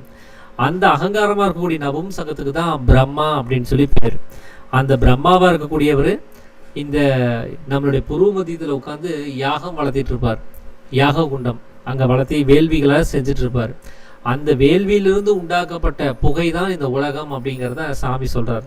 அப்படி அந்த புகை அப்படிங்கிறது நீங்கணும் அப்படின்னா அங்க ஏற்கனவே எண்ணங்களா அங்க அவர் போட்டுக்கிட்டே இருக்கிறார். அந்த அகங்காரமா இருக்கக்கூடிய பிரம்மா அவர் போடக்கூடிய அந்த எண்ணங்கள் எல்லாம் முதல்ல அவர் நிறுத்தணும். அந்த விசாரங்கள் அப்படின்னு சொல்லக்கூடிய அந்த பொருட்களை அவர் போடுறதை நிறுத்திட்டாருன்னா ஏற்கனவே போட்ட வரைக்கும் எரிஞ்சு அது புகையாய் வெளியில வந்து அப்புறம் ஒண்ணுமில்லாமல் ஆயிரும். இனிமேலும் போடாம இருந்தா அது போதும். அவர் போட்டுக்கிட்டே இருந்தாருன்னா இந்த உலகம்ங்கிற அவஸ்தை இருந்துகிட்டே இருக்கும். ஸோ உலகத்துக்கும் இந்த அகங்காரத்துக்கும் இருக்கக்கூடிய தொடர்பு இது ஒண்ணுதான். அந்த அகங்காரம் தான் இந்த உலகத்தை தொடர்ந்து இயங்க வைக்கிறதுக்கு காரணமா இருக்குது. அந்த விசாரமா இருக்கக்கூடிய பொருள்கள் யாருடையதுன்னா மனதனுடையது. அந்த மனசை விசாரம் அப்படின்னு சொல்லக்கூடிய எண்ணங்கள் அப்படின்னு சொல்லக்கூடிய நிலைமையில அதையே செயல்பட வச்சு இந்த உலகத்தை தொடர்ந்து இயங்க வைக்கிற வேலையை தான் இந்த அகங்காரமா இருக்கக்கூடிய பிரம்மா இங்க வந்து செஞ்சுட்டு இருக்கிறாரு. இதுல இந்த கர்ப்பம் அப்படிங்கிறதும் பார்த்தீங்கன்னா நம்ம ஸ்திரீ அப்படின்னு சொல்லக்கூடிய அவங்க கர்ப்பம் தரிக்கிறத நம்ம கவனிச்சுட்டு தான் இருக்கிறோம். ஆனா அவங்களுடைய கர்ப்பம் எங்கிருந்து வந்திருக்குதுன்னு முதல்ல கவனிக்கணும். அது சுக்கிலமா இருக்கக்கூடிய ஒரு பொருள் இல்லைன்னா அங்க பிரசவம் அப்படிங்கிறது ஒன்னே நடக்காது. அந்த சுக்கிலம் எப்படி அந்த பிரசவமா அந்த கர்ப்பபாத்திரத்துல விழுந்து பிரசவம் ஆகுது அப்படின்னா சம்யோகம்ங்கிற ஒரு அவஸ்தை இல்லைன்னா அந்த சுக்கிலமானது கர்ப்பபாத்திரத்துலையும் போய் விழுகாது. அப்போ சம்யோகம்ங்கிற ஒரு நிலைமையில இந்த புருஷனா இருக்கக்கூடிய அந்த அவர் இருந்த நிலையில இருந்த அந்த சுக்கிலமானது புருஷனுடைய சுக்கிலம் அப்படின்னு அதுக்கு சொல்லி சாமி சொல்லுவார். புருஷனுடைய சுக்கிலத்தை தரிப்பது தான் கர்ப்பம்னு சாமி சொல்லியிருப்பார். அப்போ புருஷனா இருக்கக்கூடிய அந்த புருவ மத்தியத்துல அங்க இருக்கக்கூடிய சுக்கிலத்தை எடுத்துட்டு போய் கர்ப்பபாத்திரத்துல தள்ளுற வேலையை இந்த சம்யோகம்ங்கிற ஒரு நிலைமை செஞ்சு நடக்குது. அது செய்யறது அகங்காரத்தினுடைய வேலை. அப்படி தள்ளப்பட்ட அந்த சுக்கிலமானது கர்ப்பபாத்திரத்துல விழுந்து சிசுவா மாறுது. இப்போ அதுல கர்ப்பபாத்திரத்துக்கும் அந்த சிசுவுக்கும் ஏதாவது சம்பந்தம் இருக்குதா அப்படின்னு கேட்டா அந்த கர்ப்பபாத்திரம் அதை உருவாக்கல, ஆனா அதை வளர்த்தி எடுக்கிற வேலையை அது செஞ்சிச்சு. எப்படி நாம ஒரு நெல்லை எடுத்துட்டு போய் ஒரு நிலத்தை நல்லா பதப்படுத்தி அதுல அந்த விதையை போட்ட உடனே அந்த விதையிலிருந்து ஒரு கதிர் உற்பத்தி ஆகுது. அந்த கதிர் உற்பத்தி ஆகிறதுக்கு காரணம் என்ன? விதை தான் அதுக்கு காரணம், வேற யாரும் காரணம் கிடையாது. ஆனா அது வளர்றதுக்கு காரணம் எது? இந்த நிலம் தான். அதனாலதான் அந்த கதிரை நம்ம என்ன கதிர்னு சொல்லுவோம்? நெல் கதிர்னு சொல்லுவோம். வயல் கதிர் அப்படின்னு நம்ம சொல்றது கிடையாது. வயல் தான் அதை வளர்த்தி எடுத்துச்சு. ஆனா அந்த கதிருக்கு முக்கிய காரணம் அது எங்கிருந்து உற்பவமாச்சுன்னா அந்த நெல் அப்படின்னு சொல்லக்கூடிய விதையிலிருந்து தான். அந்த மாதிரி தான் நாம கர்ப்பம் அப்படின்னு சொல்லக்கூடிய நிலைமையில அந்த சுக்கிலம் தான் அதுக்கு விதையா இருக்குது. அந்த சுக்கிலம்ங்கிற விதையிலிருந்து தான் அந்த சிசு வந்துச்சு. அதனால சுக்கிலம் தான் அதனுடைய மூலாதாரமா இருக்க முடியும், மூலமா இருக்க முடியும். அப்படி நம்மளை உண்டாக்குனது யாரு அப்படின்னு கேட்டா நாம வெளியில பார்க்கக்கூடிய இந்த 2 பேரும் நம்மளை வளர்த்தி எடுக்கிறதுக்காக கடமைப்பட்டவங்க. ஆனா நம்மளை உண்மையிலேயே உண்டாக்குனது நமக்குள்ளார இருக்கக்கூடிய சக்தியா இருக்கக்கூடிய மனமும் ஜீவனா இருக்கக்கூடிய புருஷனும் தான். இவங்க 2 பேரும் தான் நம்முடைய உண்மையான தாய் தந்தையர் அப்படிங்கிறதையும் சாமி வந்து சொல்லியிருப்பார். அப்படி உண்டாக்கக்கூடிய அந்த சுக்கிலம் அப்படிங்கிற ஒரு விஷயத்துல அது சிசுவா மாறுறதுக்குள்ளார அதுல ஏதாவது விசாரங்கள் எண்ணங்கள் அதுல விழுந்துச்சு அப்படின்னா அந்த எண்ணங்களை கூட அந்த சுக்கிலம் பிரதிபலிக்குது. அது ஒரு ஆணுடைய சுக்கிலம் முதல்ல விழுகும் போது ஆண் குழந்தை பிறக்கும். ஆனா அது பெண்ணை நினைச்சுக்கிட்டே அந்த சம்யோகத்துல ஈடுபடும் போது அந்த ஏக சிந்தனையினுடைய காரணமா அந்த முக பாவனை வந்து அந்த சுக்கிலத்துல பிரதிபலிச்சு அங்க பிறக்கக்கூடிய குழந்தை ஆண் குழந்தையாவே வரும், ஆனா பெண்ணினுடைய சாயல்ல வரும். இது அந்த விசாரம்னு சொல்லக்கூடிய நிலைமையில அது உருவமா மாறுறது. அப்போ நம்ம நினைக்கக்கூடிய விஷயம்தான் இங்க உருவமா மாற்றம் அடையுதுங்கிறத சாமி இது ஒரு உதாரணமா சொல்றாரு. இப்படி அந்த ஆணினுடைய சருமம் கெட்டியா இருக்கிறதுக்கும் பெண்ணினுடைய சருமம் லகுவா இருக்கிறதுக்கும் இப்படி எல்லாத்துக்குமே காரணம் அந்த சுக்கிலத்தினுடைய தன்மை தான். அந்த சுக்கிலமா இருக்கக்கூடிய அந்த நிலைமை என்னவா இருக்குதுன்னா ஆணுக்கும் 3 நிலைமைகள்ல தான் சுக்கிலம் இருக்கு, பெண்ணுக்கும் 3 நிலைமைகள்ல தான் சுக்கிலம் இருக்குது. அதாவது சுரம்ங்கிற நீரும் சுக்கிலம் அப்படின்னு சொல்லக்கூடிய ஒரு விந்துவும் ஸ்ரோனிதம் அப்படின்னு சொல்லக்கூடிய ரத்தமும், இந்த 3 நிலைமைகளும் 2 பேத்துக்குமே இருக்குது. ஆனா சம்யோக சமயத்துல ஆணுக்கு இது ஒன்னா சேர்ந்தே விழுகுது. இந்த 3 சேர்ந்தபடியே அது விழுகிறதுனால அது நீர் தன்மையில் இருக்குது அந்த சுக்கிலமானது. ஆனா பெண்ணுக்கு வந்து சம்யோக சமயத்துல முதல்ல சுரம்ங்கிற நீரும், அதுக்கப்புறம் ஸ்ரோனிதம்ங்கிற ரத்தமும், அதுக்கப்புறம் சுக்கிலம்ங்கிற அந்த விந்துவும் தனியா போய் விழுகுது. அதனால அவங்களுக்கு அந்த விந்துவானது கெட்டி தன்மையில இருக்குது. அதனாலேயே அவங்களுடைய சருமம்ங்கிறது ரொம்பவும் மிருதுவா இருக்குது. ஆணுக்கு அந்த சருமமானது கெட்டி தன்மையோட இருக்குது அப்படிங்கிறதையும் சொல்லியிருந்தார். இப்போ எதுக்கு இந்த சுக்கிலத்தை பத்தி இவ்வளோ விலாவரியா சொல்ல வேண்டியது இருக்குது அப்படின்னா, ரசவாதம் ரசமணிங்கிறத நம்ம தெரிஞ்சுக்கணும்னா அந்த சுக்கிலத்தினுடைய இயல்பு என்னன்னு நம்ம தெரிஞ்சுக்கணும். சுக்கிலத்தை வச்சு நமக்கு என்னெல்லாம் பண்ணிட்டு இருக்கிறோம்னு தெரிஞ்சுக்கணும். சுக்கிலம் எதுக்கெல்லாம் அடிப்படையா இருக்குதுங்கிறத நம்ம புரிஞ்சுக்கணும். அப்படி அந்த சுக்கிலமானது நமக்கு எப்படி சம்யோக சமயத்துல ஒரு இன்பத்தை கொடுக்குதோ, ஒரு ஆனந்தத்தை கொடுக்குதோ, அதே சுக்கிலம் தான் நாம ஜபத்துல இருக்கும்போது நமக்கு அந்த இன்பத்தை கொடுக்கக்கூடியது. என்ன உள்ளுக்குள்ளார நாம அதை அடக்கி நிறுத்தும் போது, நாம அதோடையே நாம அசையாம நிற்கும் போது நமக்கு பேரின்பத்தை கொடுக்கும். அதே சம்யோக சமயத்துல அது சும்மா தொட்டுட்டு மட்டும் வர்றதுனால அது ஒரு சிற்றின்பம்னு சொல்லக்கூடிய ஒரு கண்ணிமிக்கிற நேரத்துல மட்டுமே அந்த இன்பத்தை அது கொடுக்க முடியுது. அதனால 2 இன்பமும் ஒரே இன்பம் தான், ஆனா அந்த செயல்பாட்டுல கொஞ்சம் வித்தியாசம் இருக்குது. அதனால இன்பத்தினுடைய அளவீடுலேயும் கொஞ்சம் வித்தியாசங்கிறது வரவே செய்யுது. அதனால அந்த சுக்கிலமா இருக்கக்கூடிய அந்த மணியை நாம கட்டி நிறுத்தணும் அப்படின்னா, நாம நம்மளுடைய கண்கள் வழியாகவும், காது வழியாகவும், மூக்கின் வழியாகவும், வாயின் வழியாகவும், தோலின் வழியாகவும், மற்றும் எண்ணங்கள் மூலமாகவும், இந்த உடம்புடைய வளர்ச்சிதை மாற்றங்கள் மூலமாகவும், இப்படி எத்தனையோ வகையில் அதை செலவு பண்ணி தீர்த்துக்கிட்டே இருக்கிறோம். அந்த செலவுகள்லாம் நம்ம என்னைக்கு தடுக்கிறோமோ அப்போதான் சுக்கிலத்தை நாம கட்டி நிறுத்த முடியும். அப்போதான் சுக்கிலத்தை அதை வாதம் செய்ய முடியும், அதை தடுத்து நிறுத்த முடியும். அது வரைக்கும் அது வெளியில போயிட்டே இருந்துச்சு அப்படின்னா அது கெட்டித்தன்மை அடையிறது கிடையாது. அப்போ சுக்கிலமானது கெட்டித்தன்மை அடையணும் அப்படின்னா நம்மளுடைய சக்தியானது வெளியில வியாபிக்க கூடாது, அதை உள்ளுக்குள்ளாரே நிலைநிறுத்தி பழக்கப்படுத்தணும். அதுக்கு சதா மேலு கீழே அபியாசம் செஞ்சு நம்மளுடைய மனதை அது உள்ளுக்குள்ளாரே நிலைநிறுத்தி பழக்கப்படுத்தணும் அப்படிங்கிறதான் சாமி வந்து சொல்லக்கூடியது. அதனால இந்த அத்தியாயம் மூலமா மனித படைப்புங்கிறது எதுக்காக கொடுக்கப்பட்டது அப்படின்னா, இந்த சுக்கிலத்தை செலவு பண்ணி வெளியில இருக்கக்கூடிய விஷயங்கள்ல இது மாயை தான் அப்படிங்கிறத புரிஞ்சுக்கணும். ஃபர்ஸ்ட் அதை புரிஞ்சுக்கிட்டாச்சு அப்படின்னா திரும்ப திரும்ப அந்த மாயிலே போய் விழுகக்கூடாது. அந்த மாயையை விட்டு நீங்கி பிரம்மத்தை நோக்கி போய் அவங்க எங்கிருந்து பெறப்பட்டாங்களோ அதே இடத்துல போய் அவங்க சேரணும். இதுக்காக தான் அந்த மனித படைப்புங்கிறது கொடுக்கப்பட்டது. அதனாலதான் சுக்கிலத்தினுடைய அந்த அதோகதி தன்மையை நமக்கு கொடுத்தாங்க. இப்ப நம்ம அதை ஏககதியா அதை மாத்தி மேலே கொண்டு போக வேண்டிய அவசியமும் நமக்கு இருக்கவே செய்யுது. அதனால இந்த மாயைங்கிற அவஸ்தையை நாம புரிஞ்சுக்கிட்டாச்சு அப்படின்னா இது வந்து ஒரு மாயா சமுத்திரம், இது தொல்லை நிறைந்தது, இது ஒரு கஷ்டமானது அப்படின்னு தெரிஞ்சிருச்சு அப்படின்னா, இங்க நம்மளுடைய ஜீவன் நஷ்டமாயி போயிட்டு இருக்குங்கிறத நம்ம புரிஞ்சுக்கிட்டோம் அப்படின்னா, அடுத்தபடியா நம்முடைய கதியை மாற்றம் அடைய செஞ்சு அதை உள்ளுக்குள்ளாரையே மேல் கீழ் கதியா மாற்றி அதைய சமீரனுங்கிற ஒரு நிலைமைக்கு கொண்டு வந்து நாம இன்பம் அப்படின்னு சொல்லக்கூடிய ஒரு விஷயத்தை அடையறதுக்காக, அந்த வீடு பேர் அடையறதுக்கான ஒரு முயற்சியில நாம இறங்கணும் அப்படிங்கிறது தான் சாமி சொல்லக்கூடிய விஷயம். இதுதான் இந்த மனித பிறப்பினுடைய நோக்கமே. மற்றபடி இங்க இருக்கக்கூடிய சுகபோகங்கள் அனுபவிச்சு ஜீவனை விரயம் பண்றது அதுக்காக வேண்டி மனித பிறவிங்கிறது வர கிடையாது. இந்த மாயை புரிஞ்சுக்கிட்டு திரும்ப அவங்க பிரம்மத்தை நோக்கி போகிறதுக்காக தான் இந்த மனித பிறவிங்கிறது இங்க கொடுக்கப்பட்டிருக்குது அப்படிங்கிறதையும் சாமி வந்து இதை குறிப்பிட்டு சொல்லியிருந்தார். ஸோ இதுதான் உங்களுக்கு இந்த மனித படைப்புங்கிறத பத்தின ஒரு விஷயமா நான் உங்களை பகிர்ந்துக்கணும்னு சொல்லி நினைச்ச விஷயம். வேற யாராவது ஏதாவது விஷயங்களை பகிர்ந்துக்கிறதா இருந்தால் பகிர்ந்துக்கலாங்க.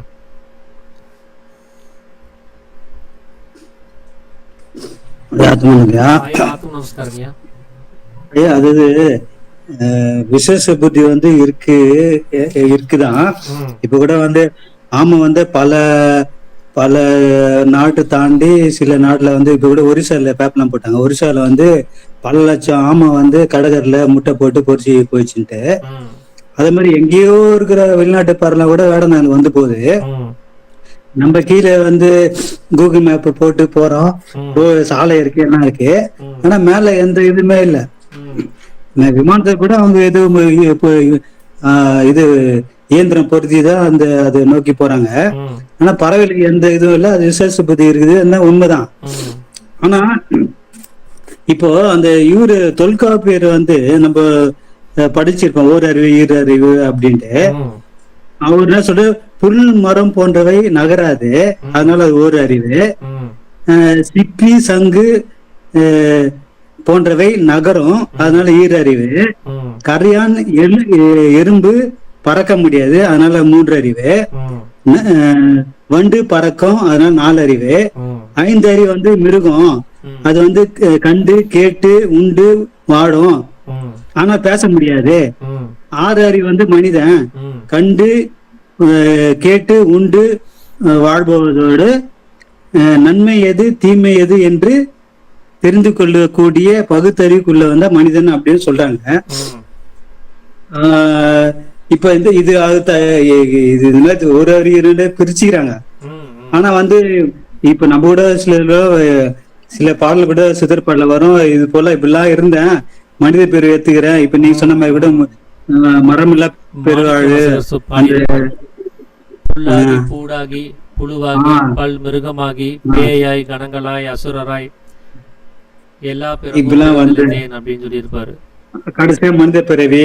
அப்ப வளர்ல கூட சொல்றாரு, இந்த பிறவி எடுத்து இன்னும் எத்தனை ஆண்டுகள் ஆகுமோ, அதனால இந்த பிறவில நான் வந்து ஜீவ மோட்சம் அடையணும் அப்படின்னு வளர் சொல்லுவாரு. அப்ப இந்த மனித பிறவி வந்து 6 அறிவுன்னு வந்து இந்த சிறப்புன்னு பார்த்தா இப்படி இந்த பேசக்கூடிய பகுத்தறிவு விஷயமா அது ஏத்துலாம் இல்லைங்கய்யா? இப்போ சொல்றாரு என்ன, நீங்க இப்ப என்ன சொன்னீங்க, அவனுக்கு நன்மை எது தீமை எதுன்னு பிரிச்சு பார்க்க தெரியும். அது கண்டு கேட்டு உண்டு வாழ்வதோடு இப்ப நமக்கு வந்து நன்மை எது தீமை எதுன்னு நமக்கு தெரியுங்களா? ஆமாங்கய்யா, சிலது தெரிஞ்சுக்கிறோம், சிலது அனுபவமா தெரிஞ்சுக்கிறோம், அப்போ நம்ம சிலது தப்பு பண்ணி தெரிஞ்சுக்கிறோம் இல்லையா? ஏன் தீமையிலேயே இருக்கிறோம்? தெரிஞ்சிருந்தா நம்ம நன்மை நோக்கி போயிருக்கணும்ல, ஜீவனை விரயம் பண்ணாம பண்ணிருக்கணுமா இல்லையா? அப்போ அது கெட்டதுன்னு தெரிஞ்சே நம்ம அதை செய்யறோம் அப்படிங்கிற மாதிரி ஆயிருது இல்லையா? இல்ல அது தெரிஞ்சு, அதாவது பல கோடி மக்கள்ல தான் ஒரு சித்தரா உருவாங்க கூட சித்தர் பாடல் இருக்கு. பல கோடி மக்கள்ல ஒருவர் எல்லாருமே நினைச்சோம்னா புண்ணியோர்கள் பூதலத்திலே கோடியிலே ஒருவர் உண்டு. அப்ப எல்லாம் இப்ப சித்தத்தை வாகனம் எல்லாமே பக்காவா பண்ணிட்டு நிலையை அடைஞ்சிருவான்ட்டு அப்படியும் ஒண்ணு இல்லைங்க. ஒழுங்கா பயிற்சி பண்ணாதானே. நான் வெள்ளத்து முடியை விட்டுட்டு தாடியை விட்டுட்டு குடிமை விட்டுட்டு வெள்ளாடை போட்டுனா அப்படி ஒண்ணு ஆவதில்ல. வித்தை ஒழுங்கா பண்ணாதானே ஆக முடியும்.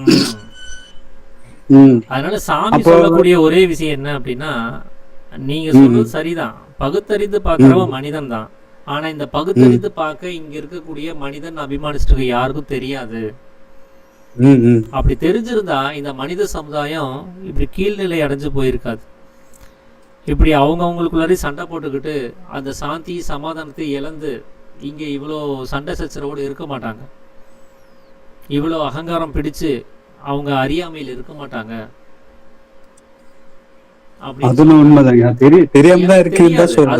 அறியாமைன்னு சொல்றோம். தெரிஞ்சிருந்தா அது அறியாமைன்னு சொல்ல மாட்டோம் இல்லையா? அஞ்ஞானம் ஏன் சொல்றோம்? அவனுக்கு ஞானம் இல்ல, அறிவு இல்லன்னு சொல்றோம். ஏன் அந்த அறிவு தான் நித்தியம் எது அனித்தியம் எதுன்னு பிரிச்சு பார்க்கக்கூடிய அந்த வஸ்து விவேகம் தான் அந்த ஞானம்ங்கிறது. அது இருந்தா நமக்கு இவ்வளோ யோகங்கள் தேவையில்லை, இவ்வளோ படிநிலைகள் நமக்கு தேவையில்லை, இவ்வளோ பேர் நமக்கு உட்காந்து அட்வைஸ் பண்ணிட்டு இருக்க மாட்டாங்க. நாம எப்படி வாழணும்னு சொல்லி யாருக்கும் எந்த ஒரு அட்வைஸும் சொல்ல மாட்டாங்க.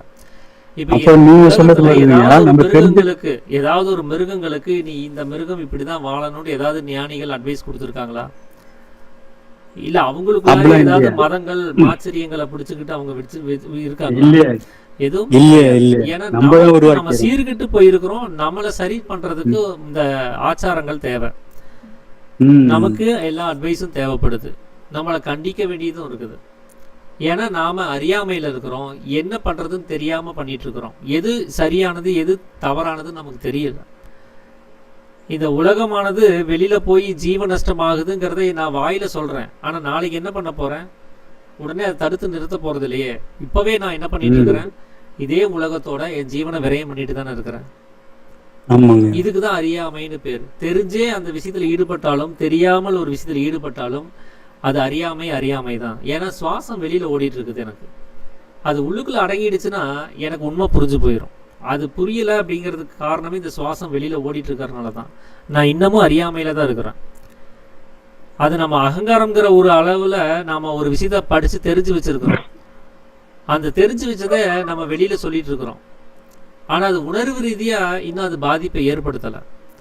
அதுக்குதான் அனுபவம் வேணும்னு சாமி சொல்றாரு. அதுக்கு நாம அந்த உயிர் சக்தியை உள்ளுக்குள்ளாரே நிலைநிறுத்தி அதை பழக்கப்படுத்துங்கன்னு சொல்றாரு. அப்பதான் அந்த உண்மை தத்துவம் விளங்கும். நம்ம அகங்காரத்துக்கு மட்டும் புரிஞ்சது ஜீவனுக்கு உணர்த்தப்படும். ஜீவன் என்னைக்கு உணருதோ அப்போ இந்த வேலையெல்லாம் விட்டுரும். இது அனாவசியம்ங்கிறது அது புரிஞ்சுக்கும். இந்த உலகம்ங்கிற விஷயத்துல ஈடுபடுறது நமக்கு தேவையில்லாதது அப்படின்னு அது தெரிஞ்சு போயிடும். அது வரைக்குமே நாம் இதை பத்தி பேசலாம், ஆனா செயல்படாமல் நம்மளால இருக்க முடியாது. ஏன்னா ஜீவனுக்கு இன்னும் ஜாக்கிரதை வரல. அந்த ஜீவன் தான் அறியாமையில் இருக்குது. அந்த ஜீவன் எப்போ அறியாமையை விட்டு அறிவுள்ள நிலைமைக்கு வருதோ, தன்னுடைய அறிவா இருக்கக்கூடிய ஜீவசக்தியை உள்ளுக்குள்ளே நிலை பெற செய்தோ, அப்போ அது மனிதன்கிற நிலைமையில நித்தியம் எது அனித்தியம் எதுங்கிற வஸ்து விவேகத்தோட அது இருக்கும்.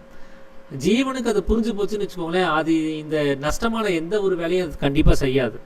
அதனால தான் இந்த 12ஆம் அத்தியாயத்துல சாமி வந்து சொல்லியிருப்பாரு, இந்த மாயையில இந்த ஜீவனும் சேர்த்து தானே இருக்குது, அது எப்படி நான் தனியா பிரிச்சு அறியறதுன்னு சொல்லி கேட்கும் போது, இந்த ஜீவனானது ஒரு எந்திரம் நிமித்தம் இந்த உலகத்துல வந்து கலந்துருக்குது.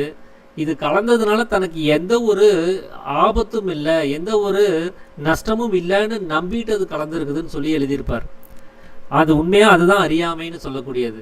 தன்னுடைய உயிர் அங்க தேஞ்சு போயிட்டு இருக்குது, தீர்ந்து போயிட்டு இருக்கு. அதை அந்த ஜீவன் உணரல. அது உணர்ந்துருந்தா அது இந்த வேலையை செய்யாதது. அந்த உணர்வு நிலை வர வைக்கிறதுக்கு தான் இப்போ அதுக்கு மரணம்னா என்னன்னு தெரிவிச்சாகணும். உள்ளுக்குள்ளாரையே அந்த ஜீவசக்தியானது அடங்குனா அதனுடைய இன்பம் என்னன்னு அதுக்கு புரிய வச்சாகணும். அதுக்கு தான் நம்ம முயற்சி பண்ணிட்டு இருக்கிறோம். இந்த ரெண்டையும் புரிய வச்சுட்டீங்கன்னா அப்புறம் ஜீவன் தேர்ந்தெடுக்கிறதே உள்ளுக்குள்ள இருக்கிற விஷயமா தான் இருக்கும். அது அனாவசியமா தன்னுடைய சக்தியை வெளியில விடுறதுக்குள்ள ஈடுபடாது. அப்படி உணர்ந்தவங்க ஏன் ஜீவ சமாதி ஆகுறாங்க, ஏன் உள்ளுக்குள்ளாரையே போய் செட்டில் ஆயிடுறாங்க, ஏன் திரும்பி வர மாட்டேங்கிறாங்கன்னா காரணம் இதுதான். ஜீவனுக்கு ஜாக்கிரதை நிலைமை வர்றது தான் அங்கே பிரச்சனை. அது வந்துருச்சுன்னா திரும்ப அவங்க வரப்போறது கிடையாது. நம்மளை மாதிரி இந்த உலகத்துல ஈடுபடணுங்கிற எண்ணம் அவங்களுக்குள்ளார வராது. அதனால அந்த நீங்க சொல்ற தொல்காப்பியத்தில் சொல்லப்பட்ட விஷயத்துல அந்த மனிதன் சொல்லக்கூடிய அந்த அபிமானத்துல அவங்க சொன்னதெல்லாம் சரிதான். ஆனா மற்ற ஓரறிவு ஈரறிவுங்கிறதுல எந்தனோட அடிப்படையில் சொன்னாங்கன்னு எனக்கு தெரியல. ஆனா மனிதன்கிறது அந்த நித்தியம் எது அனித்தியம் எது, எது நன்மை எது தீமைன்னு புரிஞ்சு வச்சிருக்கிற தன்மையில் நாம் இருக்கணும். நமக்கு அது புரியல, ஸோ நாம மனிதன் கிடையாது அப்படின்னு சாமி சொல்றாரு. நமக்கு எப்போ நம்மளுடைய சக்தி உள்ளடங்குதோ அப்பதான் நாம் அதை புரிஞ்சுக்க முடியும், அப்பதான் நம்ம மனிதனாக முடியும் அப்படிங்கிறதையும் சாமி வந்து இதுல மூலமா நமக்கு சொல்லி தராரு.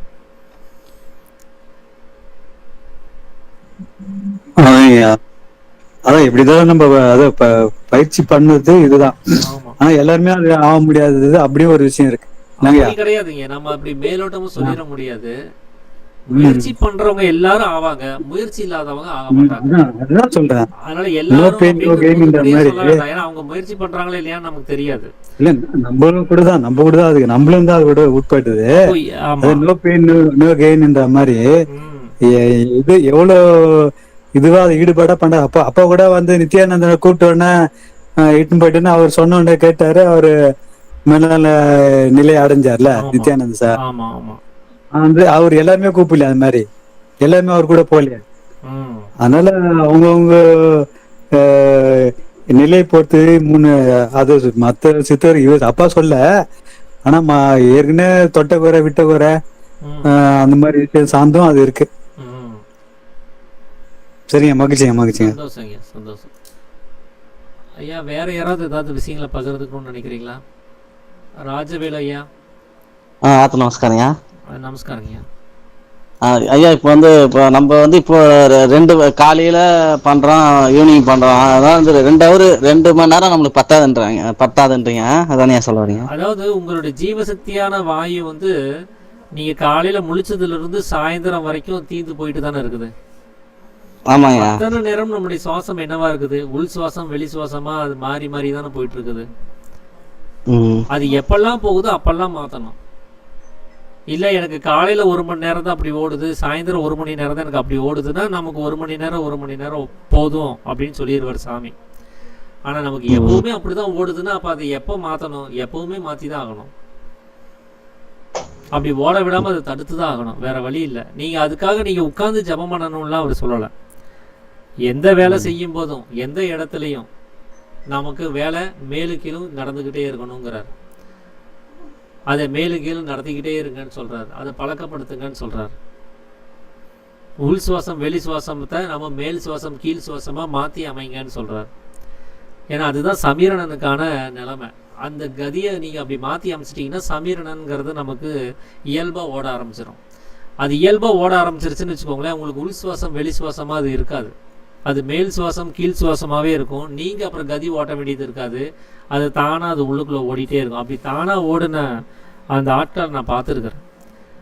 அவங்களுக்கு தானாக ஓடும். வாயை மூடிட்டாங்கன்னா மேலும் கீழே நடந்துக்கிட்டே இருக்கும். வாயை திறந்துட்டாங்கன்னா அது நடக்கிறது விட்டுரும். அவங்க கதியே எடுக்க மாட்டாங்க அவங்க. ஏன்னா அவங்களுடைய உழைப்பு அந்த அளவுக்கு இடைவிடாமல் தொடர்ந்து செஞ்சதுனால அது பழக்கத்துக்குள்ளே வந்துருச்சு. இந்த உடம்பு மனசும் ஒரு விஷயத்தை தொடர்ந்து செஞ்சால் அது அடிக்ட் ஆயிரும். அந்த மாதிரி அவருக்கு அது மேல் சுவாசம் கீழ் சுவாசமே அது அந்த உடம்பு மனசையும் அது அடிக்ட் பண்ணிடுச்சது. அவருக்கு தானாக ஓடிட்டு இருந்தது. அந்த நிலைமையை நாம் கொண்டு வரணும்னா நாமளும் அதே அளவுக்கு கடினமாக வெளி சுவாசம் போக விடாத அளவுக்கு நம்ம அது மேலும் கீழும் நடத்தி அதை தொடர்ந்து கொஞ்சம் முயற்சி பண்ணணும். கொஞ்ச நாள் கஷ்டப்பட்டா போதுங்க, கொஞ்சம் வருடங்கள் கஷ்டப்பட்டா போதும், அப்புறம் அது சுலபமாயிரும் அது. சரிங்க சரிங்க, ரொம்ப நன்றிங்க. நீங்க உட்கார்ந்து ஜபம் பண்ணும் போது நீங்க அதை அனுபவப்படுறதுக்கு உட்கார்ந்து ஜபம் பண்ணாதான் முடியும். நீங்க அதுக்கு இந்த 1 மணி நேரம் 2 மணி நேரத்தை உபயோகப்படுத்திக்கோங்க. ஆனா அங்க அனுபவம் வரணும்னா நீங்க மற்ற நேரங்கள்ல ஜபம் பண்ணாதான் வரும். சரிங்க. ஏன்னா ஒரு அனுபவம்ங்கிறது கூலி, அது வேலைங்கிறது நம்ம கதி பண்றது. அந்த வேலையை நம்ம மற்ற எல்லா நேரங்களையும் செஞ்சுக்கிட்டு நமக்கு நேரம் கிடைக்கும் போது கூலி வாங்க மட்டும் போனா போதும். நமக்கு நேரம் கிடைக்கும் போது வேலை செஞ்சோம் அப்படின்னா அந்த குறுகிய கால வேலையில குறுகிய கால கூலி தான் நமக்கு கிடைக்கும். வேலையை முதல்ல மற்ற நேரங்களில் முடிச்சிருங்க. உட்கார்ந்து ஜபம் பண்ணும்போது நிஷ்டையை அனுபவிக்கிறதுக்காக மட்டும் அதை அனுபவிக்கிற மாதிரி ஒரு பழக்கத்துக்குள்ள கொண்டு வந்துருங்க. கூலி வாங்க மட்டும் ஜபம் பண்ணுங்க. கதி எடுக்கிறதுக்காக ஜபம் பண்ணாதீங்க. கதி எடுக்கிற வேலையெல்லாம் மற்ற எல்லா வேலையும் வண்டி ஓட்டும் போதும் மற்ற விஷயங்களையும் வேலைகள் செய்யும் போதும் மற்ற எல்லா இடத்துலையும் அந்த கதி ஓட்டுற வேலையை கம்ப்ளீட் பண்ணிடுங்க. ஃப்ரீ ஆகிட்டா உட்காந்து ஜபம் பண்ணுற இடம் நம்ம நிஷ்டையை அனுபவிக்கிறதுக்காக தான் இருக்கணும். அப்படி ஒரு முயற்சியை பண்ணுங்க. அப்போ தான் இந்த 6 ஆதாரங்களை கடந்து போகிறதுக்கு நமக்கு நேரம் கிடைக்கும். இல்லைன்னா நம்ம அங்கே மட்டும் ஜபம் பண்ணால் நீங்கள் கொஞ்சம் நினச்சி பாருங்கள், 3/4 மணி நேரம் மேலும் கீழும் நடத்தி ஒரு 1/4 மணி நேரம் நிஷ்டை கிடைக்கும். அந்த 1/4 மணி நேரம் நிஷ்டையில நம்மளால ஒரு ஆதாரத்தை கூட கடந்து போக முடியாது. அதுக்குள்ள நமக்கு நேரம் வந்துடும். அடுத்த வேற வேலைக்கு ஓடணும். நம்ம காலையில நைட் அதே மாதிரி அந்த 1 மணி நேரத்தை தாண்டினா இன்னொரு வேலைக்கு நம்ம ஓடணும். அந்த 1/4 மணி நேரம் நிஷ்டை 1/4 மணி நேரம் நிஷ்டைன்னு தினமும் நீங்க அதை மட்டுமே அனுபவிச்சுட்டு வந்தீங்கன்னா அந்த மூலாதாரத்தை மட்டுமே கடைசி வரைக்கும் அனுபவிச்சுட்டு ஓடி ஓடி வர வேண்டியதா இருக்கும். அங்க நிஷ்டையை அதிகப்படுத்தணும்னா ஜபத்தை வேற ஒரு இடத்துல மாத்திக்கோங்க.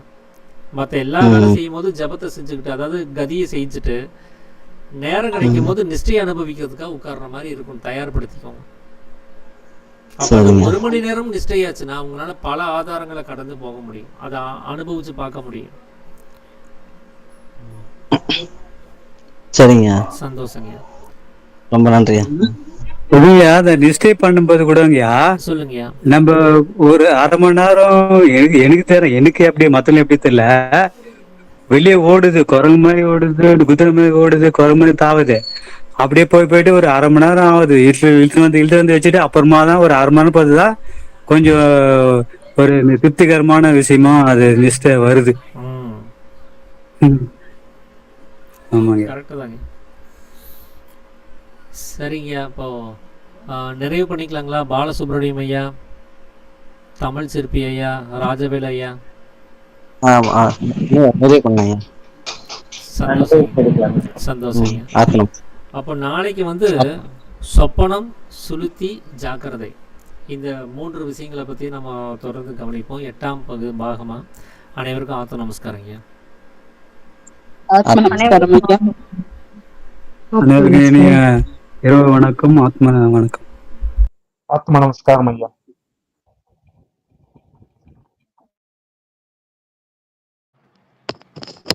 அனைவருக்கும்